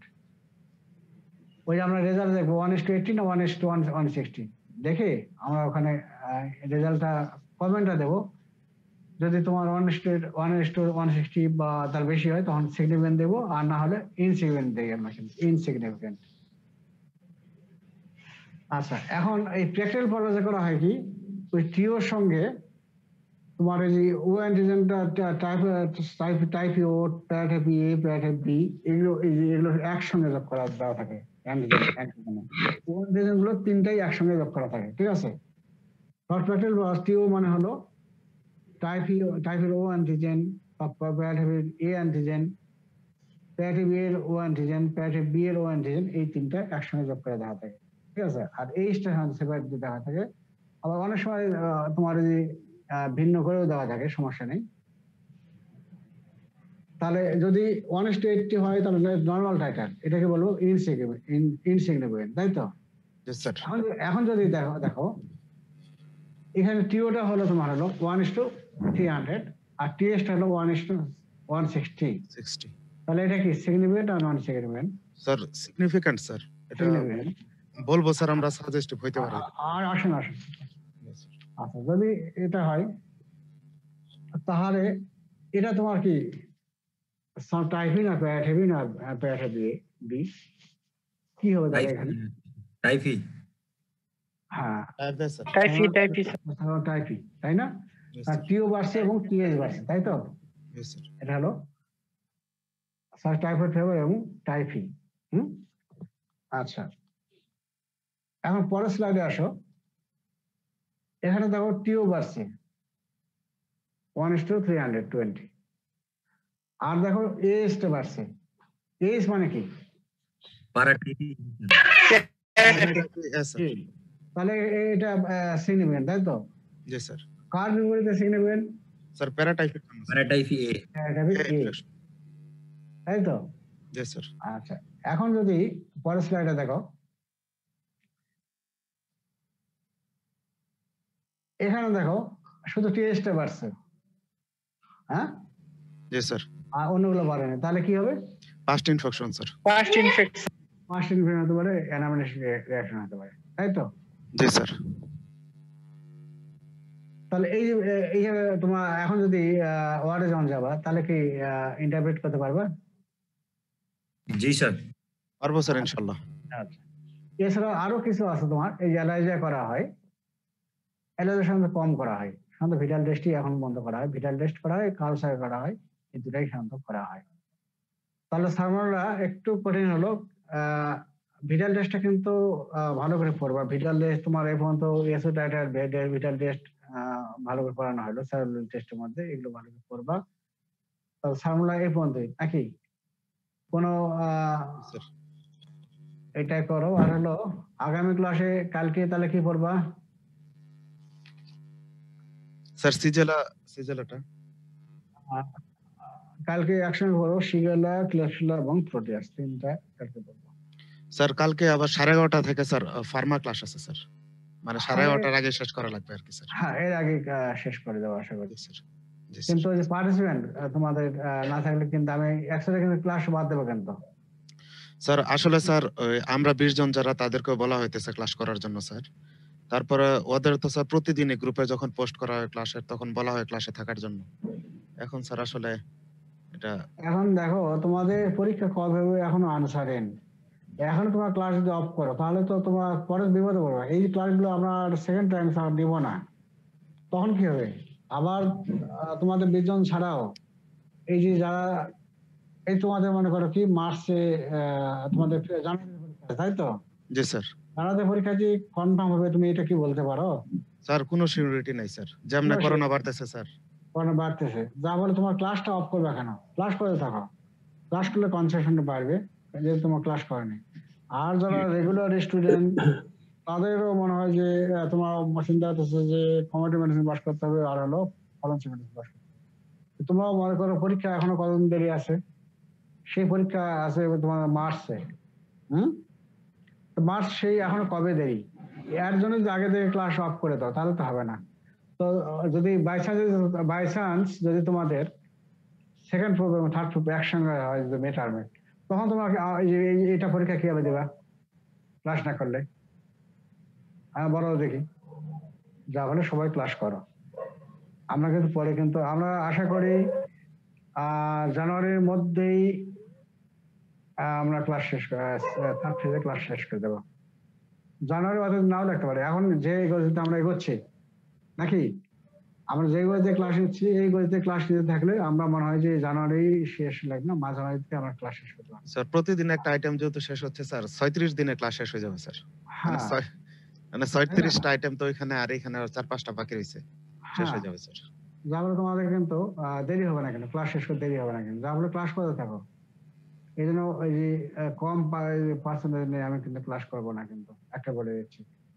এবং আগেই বলি যে রংপুর রাজশাহী ওরা কিন্তু সেকেন্ড ইয়ার থেকে ক্লাস করে, যার ওদের কিন্তু ক্লাস শেষ হয়ে গেছে কিন্তু। আর আমরা যেহেতু শুধু থার্ড ইয়ার থেকে ক্লাস শুরু করে দিই, তারপরে আমরা কিন্তু পিছিয়ে আছি। তাহলে এই জন্য কিন্তু যদি মিড-টার্মের পরীক্ষা হয় তোমাদের, তখন তোমরা কিন্তু বিপদে পড়ে যাবা। ক্লাস না করে কিন্তু তখন খালি ওই যে পরীক্ষায় অ্যাটেন্ড করবা, ধারা ধারা ফেল করে যাবে, তখন কি হবে? আর তোমরা হয়তো কে ক্লাস করতে এটা বুঝতেছি না, কিন্তু পরীক্ষার সময় তো ঠিকই বুঝবো যে কে তোমার যারা ক্লাস করবে তারা ঠিকই অ্যান্সার ভালো করে দিতে পারবা, আর তারা ক্লাস করবে না অ্যান্সার ভালো দিতে পারবে না। তখন যেহেতু এক্সটার্নাল থাকবে তখন কি ফেল খালি করতে থাকবা। এখন তোমরা পাস করতে চাও না ফেল করতে চাও, এখন বল তোমাদের কোঠে। এখন যদি পাস করতে চাও তো ক্লাস করো, আর যদি মনে করো যে না বই পড়ে তোমার ক্লাস পাস করবা, ঠিক আছে। এখন তো আমরা বুঝতে পারতেছি না কে করতেছে না। হ্যাঁ, তোমাদের আমি পার্সেন্টেজ নিতে পারি, কিন্তু পার্সেন্টেজ তোমার অনলাইনে পার্সেন্টেজ নেওয়াটা আমি যুক্তিযুক্ত মনে করতেছি না। বা ক্লাস করতে থাকো, কারণ ওটা দিতে গেলে অন্তত আধা ঘন্টা লাগে পার্সেন্টেজ ইয়ে করতে। সবাইকে বলো ক্লাস না করে কেউ পাস করতে পারবে না, না পরীক্ষায় তোমার ওই অ্যান্সার না দিয়ে কেউ পাস করতে পারবে না, এটুকু জানে রাখো। স্যার অনলাইন ক্লাসের বিষয়টা কি হয়ে যায় স্যার, একটা ক্লাস যদি মিস হয়ে যায় কোনোভাবে পরবর্তীতে ক্লাসে অ্যাটেন্ড করা খুব কষ্ট হয়ে যায়। তাহলে এটা হলো স্যার বিষয়, এরকম আর কি হয়ে যায়। খালি অনলাইন না, ওই তোমার লেকচার ক্লাসও একই কথাই, একটা ক্লাসের সঙ্গে আরেকটা লিঙ্ক থাকে। জি স্যার, হ্যাঁ, বোঝা যায় না স্যার। তো ঠিক আছে। জি স্যার, ধন্যবাদ স্যার। আসসালামু আলাইকুম স্যার।